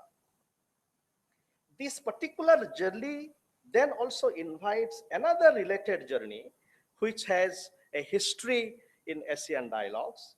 Here I'm referring to the need for contemporary cross-cultural and cross-civilizational dialogues to remember earlier dialogues, such as what is called Asian cosmopolitanism, in which seekers such as Rabindranath Tagore, Mahatma Gandhi, and Okakura from Japan took part. But today we need a new cosmopolitanism where Asia and others such as the West are not pitted against each other, and a transformation of the still Eurocentric understanding of cosmopolitanism. In the dominant discourse of cosmopolitanism, from the Stoics via Kant and Habermas, the idea of cosmopolitanism is to be a citizen of the world. The new cosmopolitanism that I am pleading for, it is an interrogation of this Eurocentric genealogy and trajectory of cosmopolitanism as a citizen of the world, to realizing cosmopolitanism is belonging to the member of the human family. The idea of the Vasudhaiva Kutumbakam from the Indian tradition, and again the Chinese notion of our earth under the mandate of heaven. But here also a deep methodological challenge meets us. That is, that when we are talking about Asia, the whole idea of Asia, it also requires an interrogation of Asia as a geopolitical production. As our notion of Asia, Africa, or India even, we must not forget that this language has been produced. Later on, I would discuss more about it. This whole idea of Asia as a geopolitical unit, which still continues, must be interrogated and transformed to Asia, for that matter, any locality or region, is not just geopolitically produced mainly by the geopolitical constellation of power, but also any region is also what I would like to call as a dynamic flow of thinking, sadhana, and imagination. It is in that context, rethinking Asian values calls for us to rethink area studies, where an area is not just a geopolitical unit, where an area also is a soul area, a cultural area of new imagining. Then it calls for us, it challenges us for rooted planetary dialogue across borders, as well as new political formations beyond the nation state. Forms such as SAARC and ASEAN in Asia are still at a very rudimentary stage of post-national formation, and there is very little attempt in cross-cultural dialogue in these forums. But today, we need, at the same time, trans-civilizational, cross-civilizational dialogues and post-national formations. For example, in Asia, all the critical issues which we do not want to talk about, Kashmir in India, Tibet in China, including the very difficult situations of minorities everywhere, Burma, Thailand, everywhere, Sri Lanka, it cannot be solved within the logic of nation state. Therefore, this post-national transformation is also a challenge here, and that to meet that, we need to go beyond what I would like to call as the idea of the globe and the global, and talk of planetary realizations, where we realize that each one of us belonging to India, China, we belong to Mother Earth. And this idea of planetary realization means that we belong to the Mother Earth, and the nation state-centered rationality is not the only justification. This can draw inspiration from contemporary philosophical movements like Jean-Luc Nancy from France, who is talking about globalization as creation of the world. And this idea of planetary realization then involves much more cross-cultural dialogue, but also it invites travel together. For example, our participants from China, they have not yet arrived. Now, it is very important to bring this as a critical discourse in contemporary India. Why is that visas are not granted to participating academics? And what is the challenge before contemporary Indian society and polity? And I think this point needs to be brought to the highest authorities of the country. With this prefatory set of submissions, now I would like to take the time to elaborate some of these things. I mentioned also at this juncture, let me not forget to bring another question. So far, our notion of Asian values and human future, is it only anthropocentric? My submission is that today, in order that we must rework Asian values, we must build upon Asian traditions, where values are not just anthropocentric. Both in India and China, there are a deep non-anthropocentric and post-anthropocentric relationship between the human and non-human. And that tradition of non-anthropocentricity within Asian traditions must be brought into the contemporary moment, which is also struggling with the challenge of post-anthropocentric transformation. With this, let me elaborate some of these thoughts by, can you help me to, the PowerPoint man, please? How do you turn the slides? Just down there. Okay. Very quickly, I would like to offer three thoughts. One is from Arnold Toynbee. I'm not going to elaborate it, where Toynbee is challenging us to realize that the crisis of the contemporary civilization and how Ashoka, Mahatma Gandhi, and India, they challenge us for, they give us new possibility for life. The second thought is from R. Sugiratha-Rajan, who says that how the discourse of Asian values is really implicated in the notion of going beyond Western materialism. And the third thought is from Liu Xiaobo. I think Father Thomas Manarapalli had referred to his work. And let us read what he is writing. He's saying, my tendency to idealize Western civilization arises from my nationalistic desire to use the West in order to reform China. But this has led me to overlook the flaws of Western culture. I now realize that Western civilization, while it can be useful in reforming China in its present stage, have no choice but to carry out two critiques simultaneously. I must use Western civilization as a tool to critique China, use my own creativity to critique the West. Therefore, the value challenge is that challenge of mutual critique, a new hermeneutics, which is suggested by Boaventura dos Santos, an inspiring thinker of our times, who talks about diatopical hermeneutics. That diatopical hermeneutics is that when we are engaged with culture, we would have to be simultaneously keep our foot in two places, for example, India and China. And now I would like to transform this idea of diatopical hermeneutics to a far more radical hermeneutics of simultaneity, where our notion of feet is not not limited by the literal feet. That means literally we have 2 feet, but spiritually and imaginatively, we have million feet. Our friend Siddhartha this morning told me about the million feet of the divine. So the contemporary challenge of engagement invites us to embody our million feet and to be in different cultures simultaneously. With this, then I quickly come to the challenge of transformative harmony. I would like to say that transformative harmony is a movement.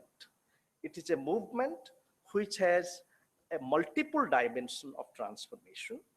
But speaking about Chinese thought, I would like to spend just a couple of minutes in bringing some dimensions of Chinese thinking, which is deeply significant to our discussion here.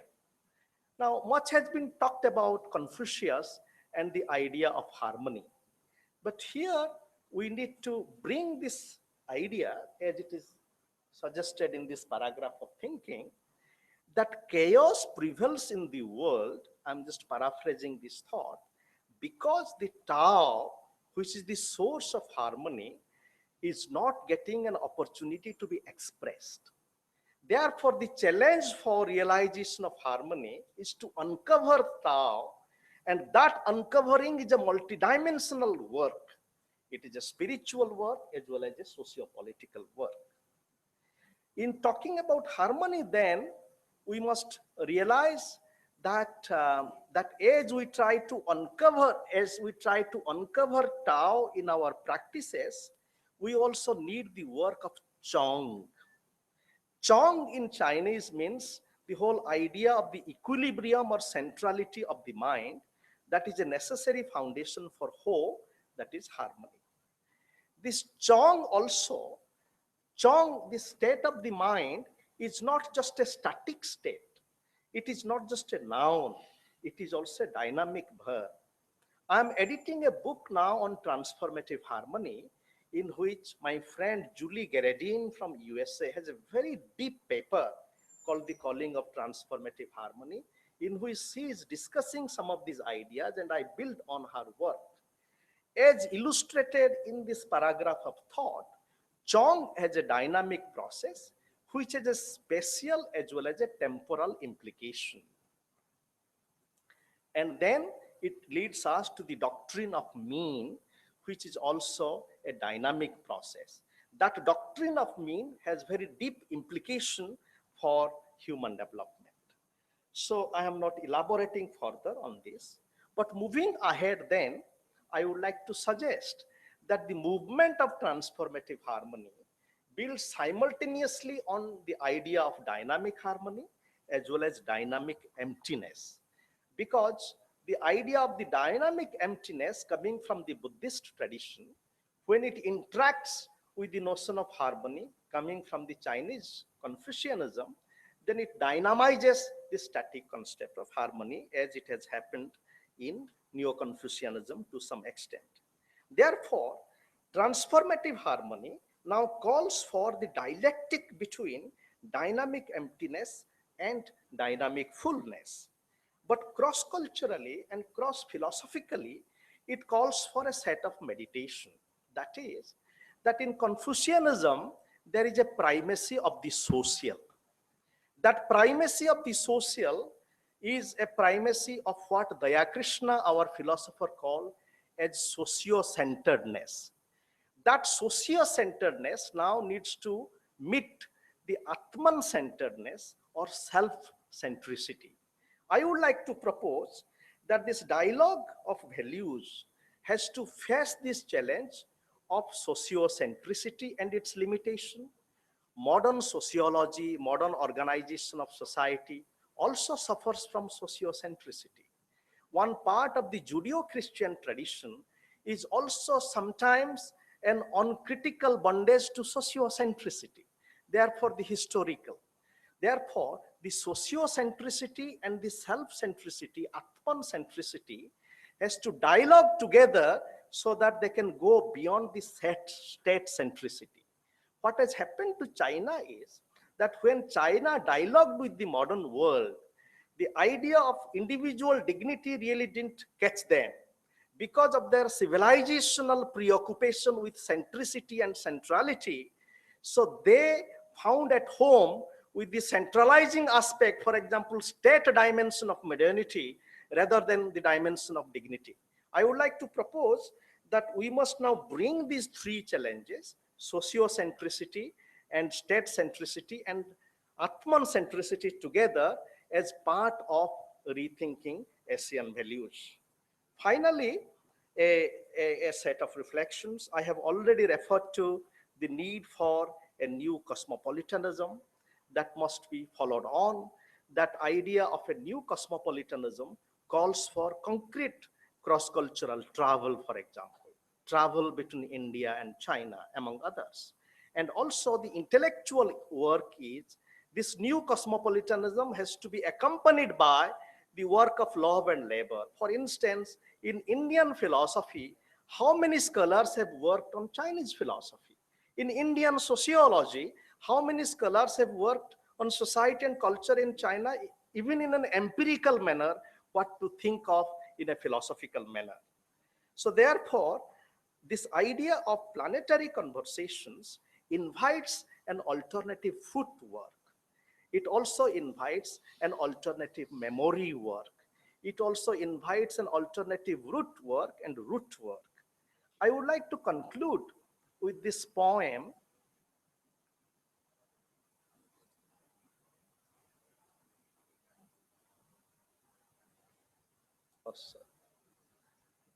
How do you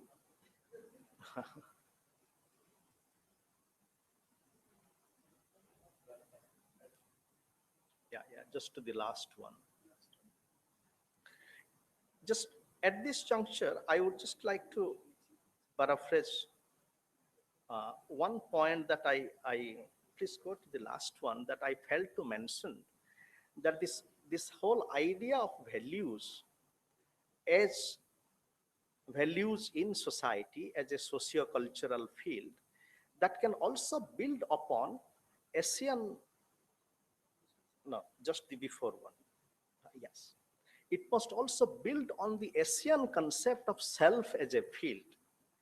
If in modern Western thought, self is considered as a point, in ASEAN philosophies and social thought, self is a field. That field is a dynamic field of chi or energy, as in Chinese thought.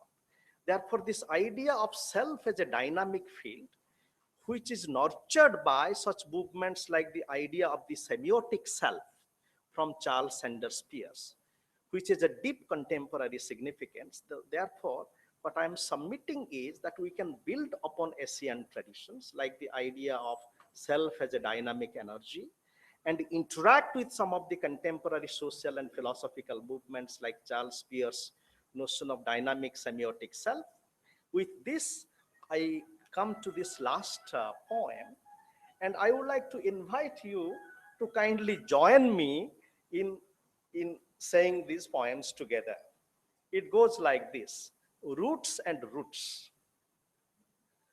Would you kindly join me? Roots and roots. Memory work, meditation, and planetary realizations. Roots and roots. Roots within roots. Roots with roots. Multiple roots and multiple routes. Crisscrossing with love. Care, chung, and karuna. And here chung means the idea of the dynamic mind that I talked about. Root work and root work. Footwork and memory work. Weaving threads amidst threats. Dancing in front of terror. Dancing with terrorists. Meditating with threat. Meditating with threads. Meditating with roots and roots. Root meditation, route meditation, memory work as meditating with earth, dancing with soul, cultures, and cosmos. Thank you.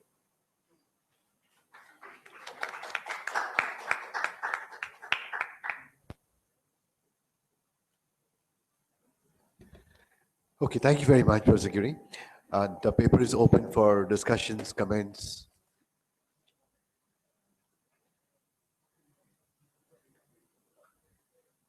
Please, yeah. Yeah. The microphone is coming.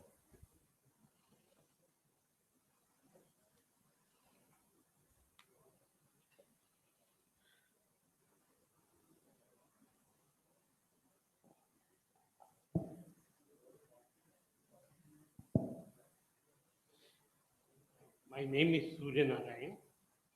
Couple of comments on the last paper. If I have understood you correctly, Professor Giri, in the course of your presentation, you mentioned actually about the problems with ethnicity and the existing state system. And you felt that the existing state system cannot solve the problem of ethnicity. And by implication, you suggested that the map of Asia has to be redrawn to accommodate this problem. To redraw the map of Asia will be opening a Pandora's box. So I rule out that possibility.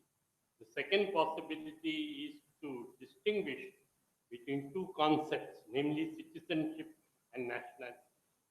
Citizenship implies loyalty to the state. Nationality means you retain your cultural. So in Canada, you can be an Indian, retaining Indian culture, but as a Canadian citizen, you are loyal to Canada. That system provides for multiple of ethnicities within a United Nations. Switzerland, I can cite several examples. That is the sort of thing that we should strive for, rather than redrawing the map of Asia to accommodate the sensitivities of various ethnic groups which crisscross, like Nagas who are in India as well as in Burma, Mizos who are in India and in Burma, Metis who are in India and in Myanmar. To bring them all together into one sovereign nation will, as I said, create a lot of problems.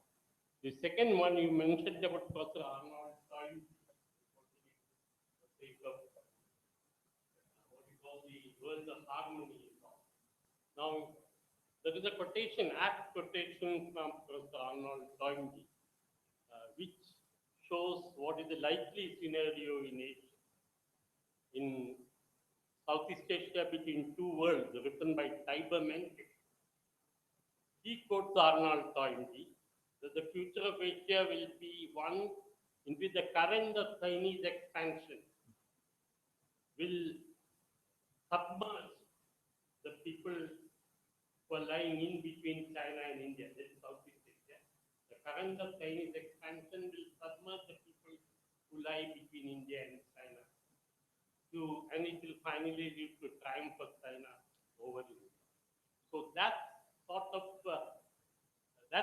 scenario also Arnold Toynbee has presented, which is likely to be the future, a clash between two value systems. Two regions which have influenced Southeast Asia in a big way. One, through Sinicization of Vietnam, for example, was through conquest, whereas Indian cultural influences were through non-political means. So I think when we quote historians like Toynbee to serve our point, we must take an all-encompassing view of what they have said rather than being selective. I hope I followed what you said. I made the comment. If I have not followed you, then Would you like to respond briefly? Sure. Yeah. Thank you, Professor Surya Narayan. Now, the challenge is to be with our contemporary realities. Reality in their very uncomfortable challenges. And this uncomfortable challenge is not just about Nagas between India and outside India, but the uncomfortable challenge is the challenge of Kashmir and Tibet. So, which means that it is a challenge to the nation-state centered thinking. How we are going to do about it, we do not know. But at least the continuation of the project of nation-state in its current formation is not tenable. Though we might live in an illusion of eternity, as history has always done that. But, so this is my first point, is that redrawing the map of Asia, whether we do it or not, that's different. That is dependent upon so many factors.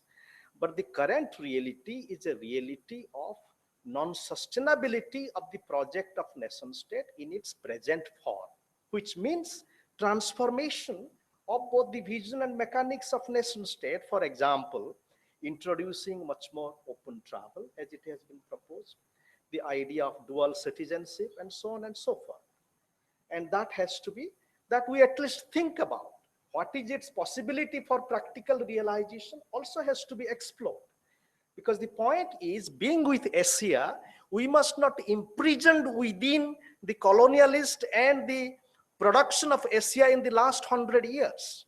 Being with Asia is also not to forget the pre-colonial Asia of what Prasenjit Dwara, our other Prasenjit, talks about, the Asia of maritime connections. And your work is also deeply sympathetic to that.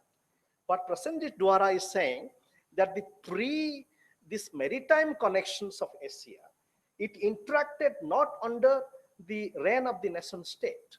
And the contemporary Asia of the today and future requires the memory work of that pre-modern Asia, where interaction happened without the, the master eye of the nation state. And about ethnicity and yes, about citizenship and nationality, yes, of course. But can we also think about some of the fundamental limitations of the discourse of citizenship and nationality? That how the discourse of citizenship is still too state-centric. How do we think of citizen in a transnational way? And the European Union is doing it in a very difficult way. So my submission is, at the contemporary moment, not to reproduce the logic of the familiar logic of nationality and citizenship. As difficult as it is, we must try to face its fundamental difficulty of citizenship, the problem of migrants, for example, which is a deep reality in the Northeast, and the problem of citizenship.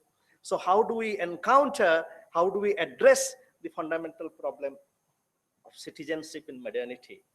About Toynbee, yes. Now, this whole, your elaboration of the Toynbee statement is that the whole Sinicization of the Southeast Asia. But what is interesting is that it is a contested process. And Vietnam, for example, and the struggle over China Sea. So this kind of the political contestation and in a very, ephemeral way, for example, the flood of Bollywood movies, if we go to Indonesia and Malaysia, everybody would ask you, do you know Shah Rukh Khan? I would say, yes, I not only know him, but if you are referring to his movie, have you seen my movie? Then they would say, you are a movie actor. I say, yes, have you seen my movie? I say, the name of my movie is Pyar Asman Ke Niche. It means love under the sky. The point is that the Sinicization and Indianization, it is a very complex process at the contemporary juncture, at least in the popular culture. But at a deep level, Sinicization does also have a component of Buddhism within it. Therefore, the Buddhist component within the Cynic element already prepares us for a dialogue with the Indic element. Therefore, looking at the Cynic and the Indic as two contrary streams is not totally true. Thank you. Okay, thank you very much. I think the next question is from here. Okay, after him? Yeah, okay, thanks. Professor Giri, thank you very much for very, very impressive presentation. There was a presentation in the morning by Professor Pala. He talked about globalization. Issues you have asked us to recite are they typically Asian or are they global? Are they human? How do I see? So I have a problem here. Sure. Then I go to your beginning, the way you talked about Asia. Like you, I'm very uncomfortable with the term Asia. I don't consider myself Asian. I'm an Indian. How Africa is defined as a continent and what is common, what is the commonality between Ghana, Egypt, South Africa? It is a term given by Europeans, the colonialists, with a very funny and very motivated intentions. So if we are captive of these concepts, then we are trying to justify or deny it. Do you have alternative idioms for it? And this is one way here to think aloud alternative idioms. If the best of the mind available here, if we cannot explore this possibility, where is the opportunity? Who will do it? So even mild effort in that direction, I will. If we are not talking about India, rightly you are talking about India and China. That is when it is Asia. Come from Lebanon. There are countries which have enough problems. But all the time I'm listening the problem of India and China. So where is Asia? Could I request you to be brief so that we can accommodate more questions? No, this yeah. is my stop. Thank Yeah, you. okay. Yeah, please. Thank you, Professor Sinha. And is it okay now we can assemble one or two more questions together? I'm happy to collect them. I mean, if there's similar questions, you have, he had one more, I think. Is it similar to the team over here? Okay, come. I'll just request you to be brief with the questions so that we can accommodate more. Congrats, Dr. Anand Giri, for your impressive presentation. Well, I would like to draw your attention towards Daisaku Ikeda you mentioned in the context of social harmony and Soka Gakkai. You know, in the Japan, Soka Gakkai is considered as a fanatic nationalistic organization, and if you must have read the book of a Japanese author, Why I Dislike Soka Gakkai, and he has narrated the whole story how he got threatening from Soka Gakkai. So in any ways, in my opinion, Soka Gakkai and Daisaku Ikeda, because despite their own efforts to propagate that they are the leader of the social harmony and they are representing this issue, Daisaku Ikeda or Soka Gakkai is considered a very notorious organization in the world. Especially in the Japanese Buddhist circle also, they don't want to talk about Soka Gakkai, one thing. Another issue is that you were talking of the Vedanta and Confucianism. Vedanta is non-dualistic and Confucianism is dualistic. So I would like to get your insight on that issue, that how do you want, what kind of commonalities do you see between these two different philosophies?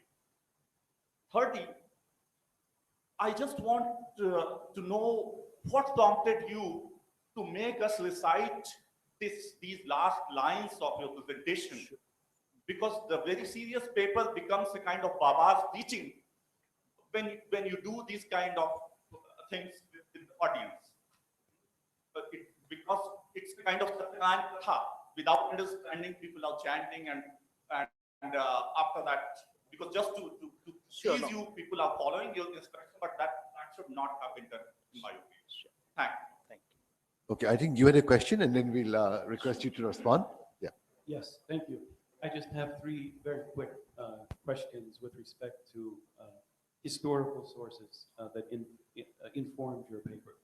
Well, the first one really is about the phrase meditative verbs of pluralization. Sorry? The phrase meditative verbs of pluralization, which I liked very much. I was just wondering if that was your phrase, if you've coined that phrase. And the second, in terms of your interest, which I think is very apropos of dialogue between India and China.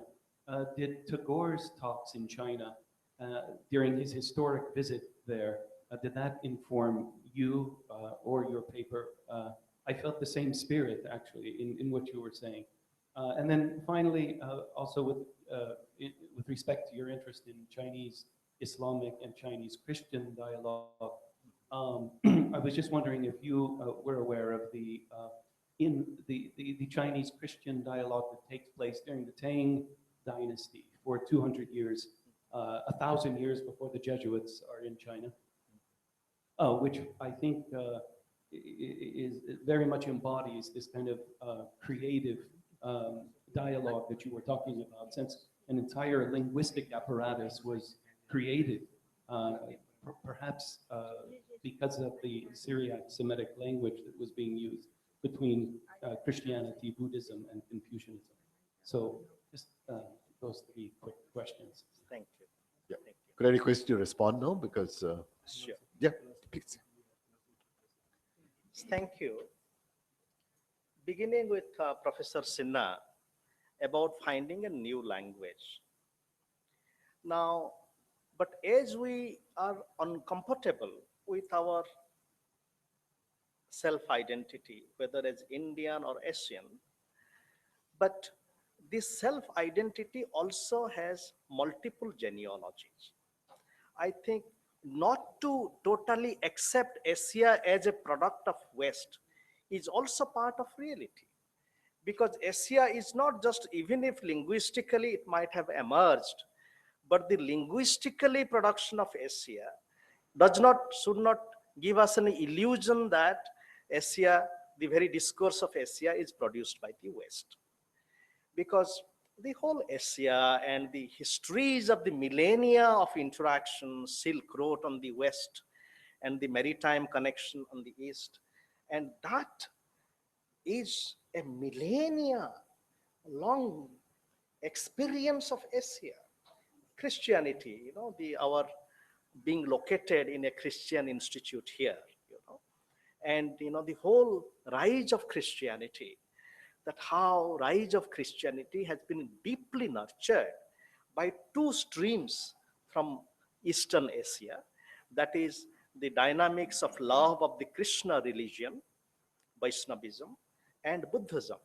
So that these two flows of Vaishnavism as love and Buddhist preoccupation with emptiness has really inspired Lord Jesus Christ. It was an inspiration according to Sri Aurobindo. My submission is that this reality of Asia, of travel, of influences, is a reality on which we build. The recent construction of Asia is also part of the geopolitical production of modern Europe, so we cannot wish it away. So therefore, our quest for a new language must build upon these pluralities of histories and realities of Asia. And what name we give, it is, a bit, it depends what we can give. Thank you, Siddhartha, for your comments. Now, about Ikeda and Soka Gakkai, now there are critics of it, of course, but I think the fundamental intellectual responsibility is not to be swayed away by only critique. This is also an intellectual task. For example, one question would be that has one really gone to Japan and done a field work with Soka Gakkai movement? Has one seen how Soka Gakkai movement works in Malaysia, Indonesia, Singapore, and all over the world? Now, I would like to invite us to relate even experiential critique of a movement to these world realities, and not to just to be one-sided in our perception of a movement which is complex. At the same time, we must also not forget the deep dialogical work that Ikeda has initiated, beginning with his dialogue with Toynbee around 1974, on the way talking with M.S. Swaminathan and many others, including Mikhail Gorbachev. So that kind of dialogue, even taking for granted the difficult questions that you have posed. And I think accepting this particular attribution that Soka Gakkai is just nationalistic also calls for a contextual exploration, I would plead for. Now, in terms of Vedanta and Confucianism, we can begin with what I would like to propose as a dialogue between Neo-Confucianism and Neo-Vedanta. Neo-Confucianism has been a movement of dynamic interplay between contextualization and transcendence, between emptiness and fullness. And that had a very liberatory role in Chinese history. Similarly, Neo-Vedanta in the last 150 years in Indian thought, as it is in Sri Aurobindo, Gandhi, and Tagore, in all of them, there has been a deep attention to bringing the self and the social together in a transformative way. So therefore, this journey beginning with Neo-Vedanta and Neo-Confucianism can then bring us to a little bit of difficult terrain of Vedanta and Confucianism. But as you know, Vedanta is not just non-dualistic. There are varieties of Vedanta. I think the challenge of Vedanta is to look for the non-dual in the complex reality of the dual. And therefore, in the Chinese system, all the elements are not just dualistically constructed. There is a quest for harmony. So therefore, this quest for oneness in Vedanta, which is a complex oneness, it is not just a authoritarian oneness, and the quest for harmony in the Confucianism can be the starting point for exploration. Regarding your third point, I can only plead for a little bit of self-critique. For instance, I didn't make you recite, it was a submission, and the whole idea is that to read an offering in the familiar mode of Baba's preaching is to reproduce the academic logic. And today, our engagement must not be a reproduction of the academic logic of familiarity. For example, there needs to be a deep border-crossing engagement between philosophy and poetry. Therefore, poetry is not just confined to the Baba. Poetry is a deep element of the philosophical practice. And this is something that we learn from Asian tradition, where important philosophical works have been explored poetically. Finally, about your questions, Professor Alam, thank you for it. For example, meditative verbs of pluralization, it emerges a bit from my work.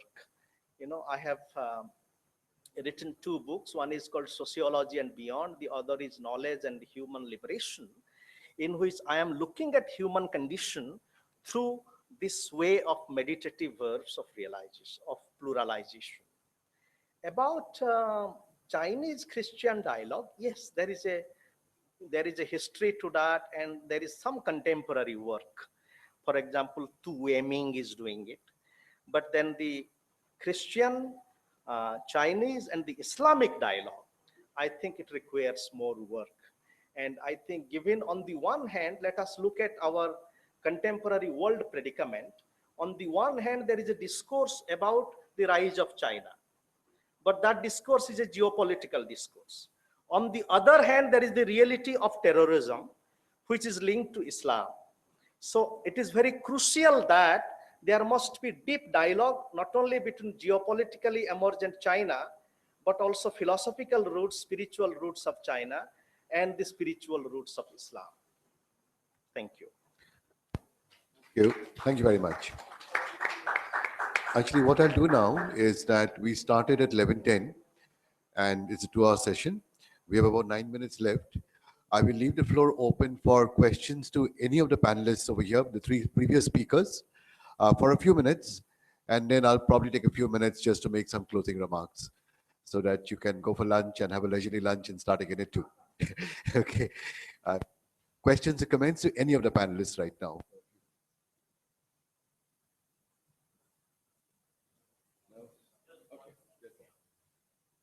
I just make a request to be brief. Yeah, thanks.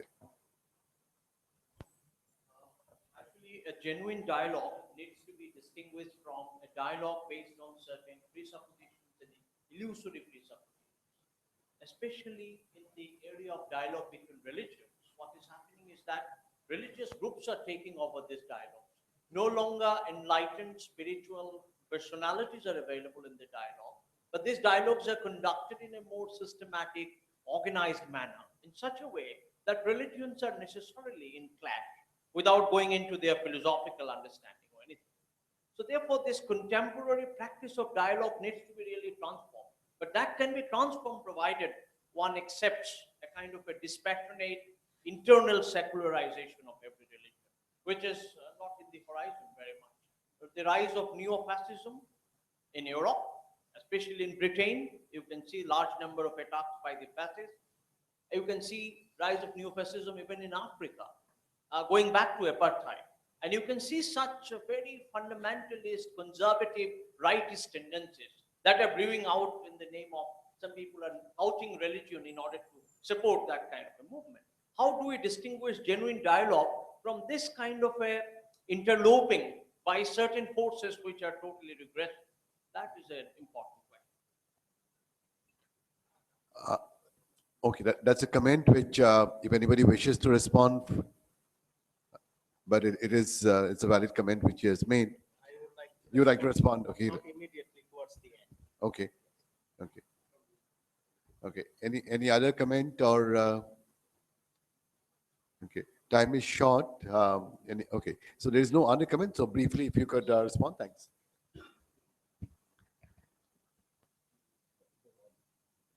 Thank you, Prasenjit. But the very language of genuine dialogue and spurious dialogue, for example. Now, it invites us to look at dialogue as a complex process. Though it is continuously invited by the challenge to be genuine, but as a continuous process, it is entangled in complex socio-historical and contemporary social processes of what can be called as impurities of many kind.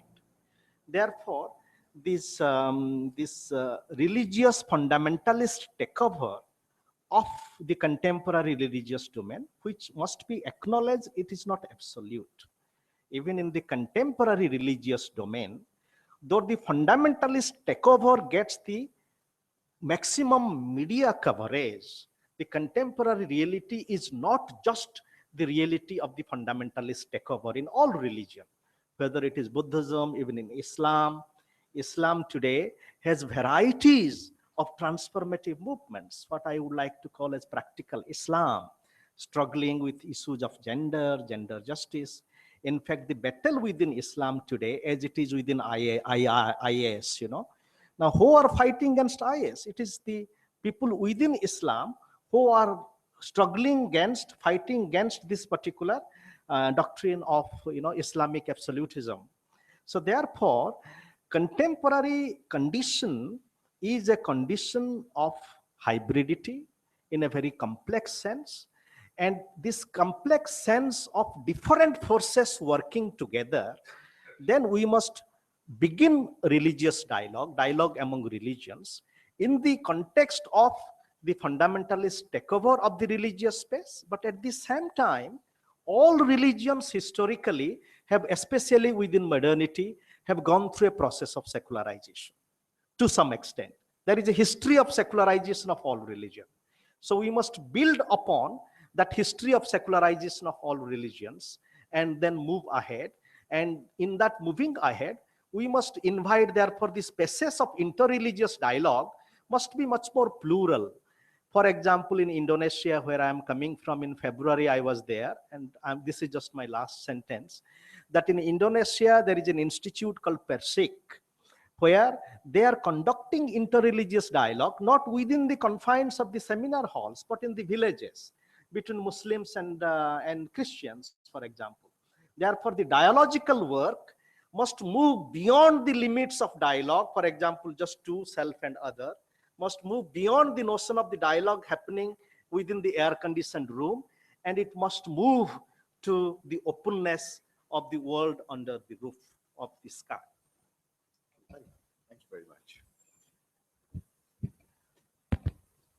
Thank you very much. Okay. Let me just make some closing comments as a completely rank outsider. Many of you are distinguished academics in the field who have thought through many of the issues and problems. And I thank all who made the contributions this morning, my panelists on the dais over here, as well as the audience who participated in this. And there are several things which have actually come through. One is, of course, the importance of dialogue between religions. And to just put myself in perspective that, so that you can take my comments in the way that you interpret it, is that I was brought up in a Mahapurukhya tradition of Vaishnavism in Assam, studied in a Catholic school, was grounded in strong ethical and moral values, married to a reasonably devout Catholic wife. So I'm a very confused person, you might think.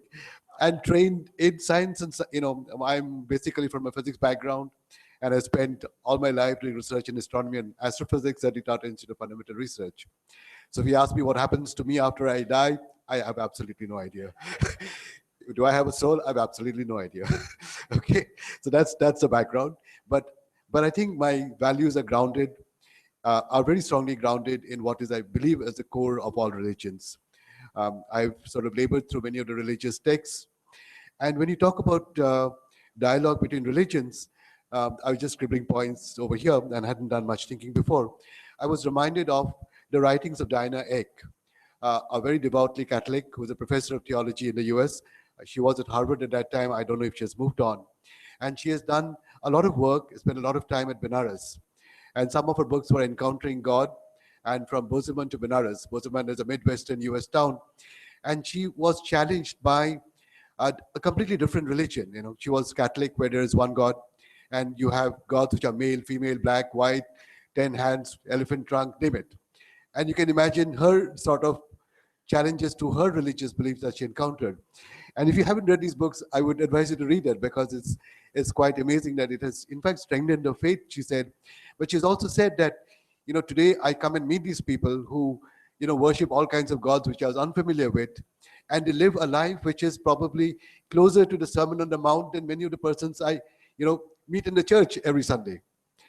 So I think an understanding of different religions on an academic plane is something which should be the core of our university education system. And today, hardly any departments are there on an academic study of comparative study of religions. And that is something we sort of need to address. And if you look at leaders of our time who have been referred to, whether it be Vivekananda or Gandhi, they have been influenced by the West. Vivekananda's writings before he went to Chicago for the World Congress of Religions are very different from the kind of mission he formed, which is pluralistic, more encompassing. And in fact, Ramakrishna Mission itself is a mission which you have seen is service to mankind, service to the poor, concepts which he sort of developed more intensively during his journeys to the West. So was Gandhi's training in the West, which has influenced him.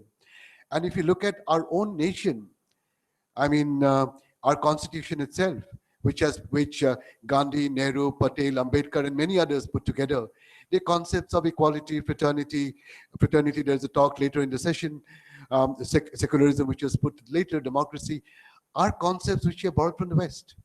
So there's not only political concepts, but there also need to be religious dialogues. And we cannot be enshrouded or surrounded by, the boundaries of disciplines. We have to go beyond that. So politics, ethics, philosophy, and dare I say that science.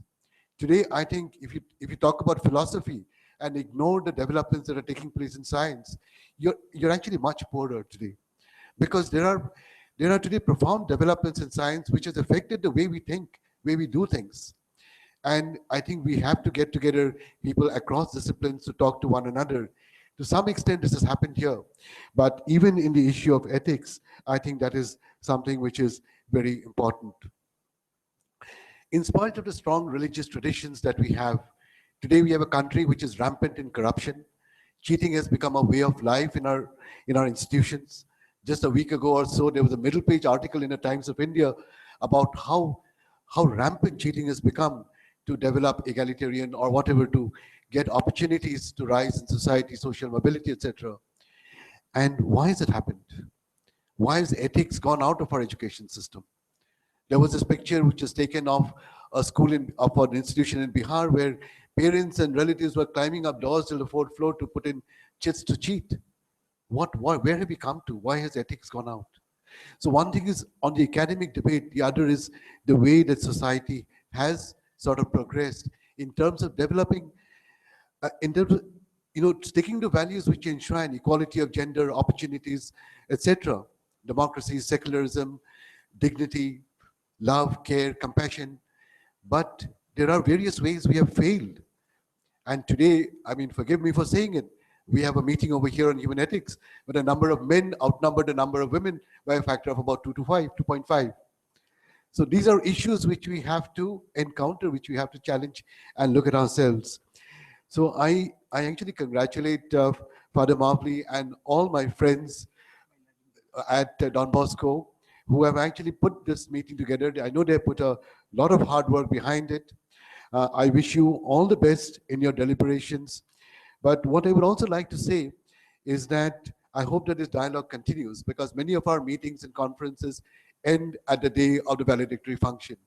They're only meaningful if linkages and collaborations develop and this dialogue actually continues much beyond the conference. So I wish you all the very best for tomorrow as well. We are extremely sorry that our Chinese colleagues could not make it, but I wish all of you the very best, and I hope that these discussions will continue much beyond this conference. Thank you very much.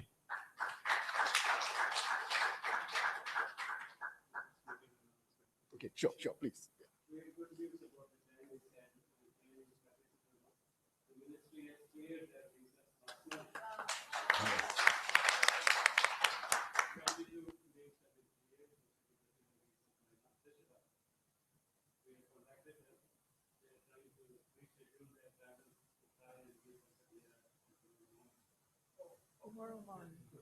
The second one is, I don't know if anybody knows if we are broadcasting live streaming of all the proceedings that have been going on last night. I think it's inside we to behave.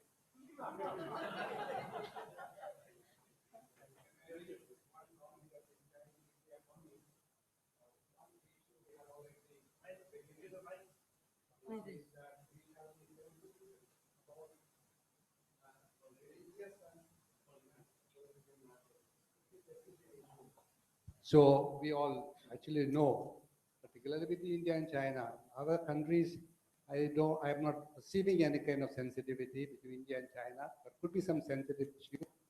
And they were also told nothing religious. Today we attended a religious service in the beginning. I was embarrassed actually. They promised not a prayer service. Very small kind of prayer service we had. In Indian context, secular means open to all religion. No problem. Absolutely no problem. For them, it might be something. They will have trouble. We will not have the problem. They go back, they'll be asked, did you attend a religious service?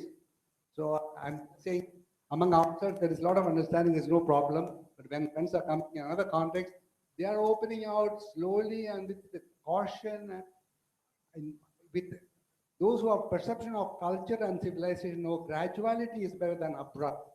We don't want China to change abruptly through another kind.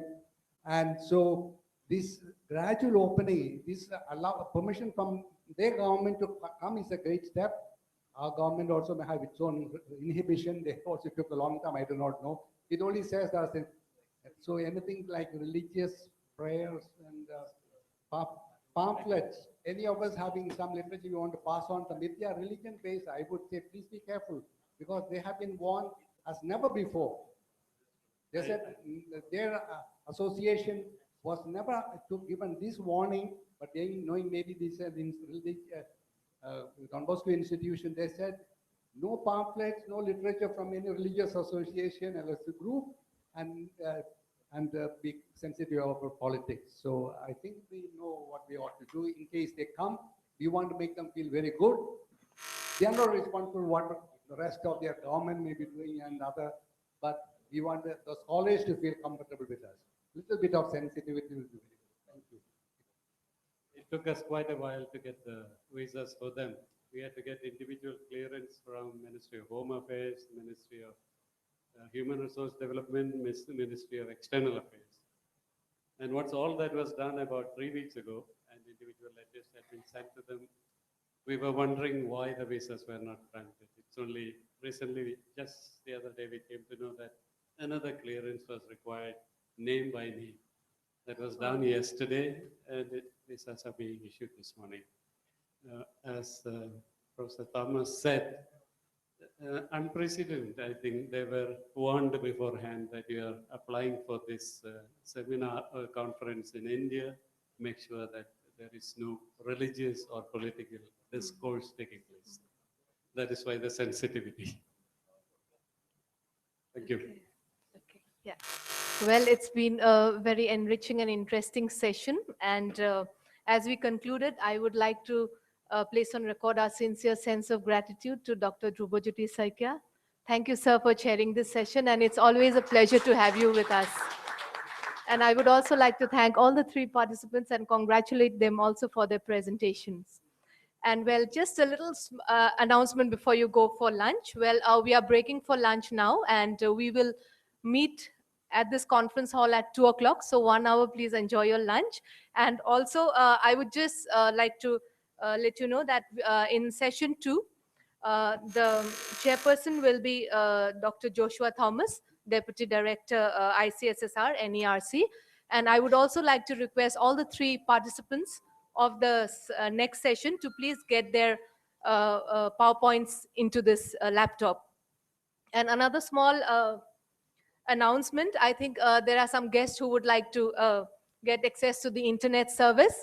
Your IDs have been created. Your ID is GUEST, guest, with the same password also. And also just a reminder, if anybody has not submitted their TA forms, please do submit it at the registration desk. And also we have, yeah. Okay. So it's 2:20. Yeah, as approved by Father. And also we are very happy to welcome two of our delegates from Korea, Kim Suk and Ham Yen. Yes. Thank you so much. Please enjoy lunch, and we'll have the next session at 2:20. Thank you. Same to you. Very interesting. Your presentation. Yes. I read it carefully. Yours. Yes. I have actually fuller paper. This is only a presentation paper. Yes, Fuller paper is longer. You may not. I think this is good enough. It's one the same case, but full paper, Yes. the paper is full. True. Long. It's difficult to. Pleasure being with you, and then blessing was coming from this side. to me. Yes. Right.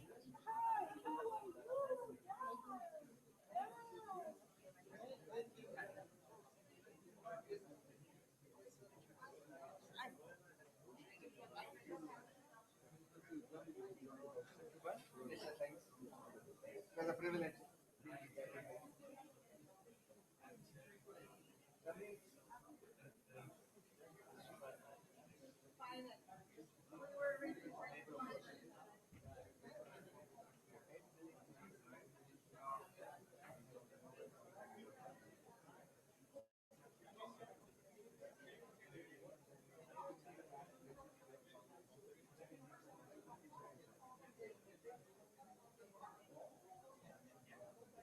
You follow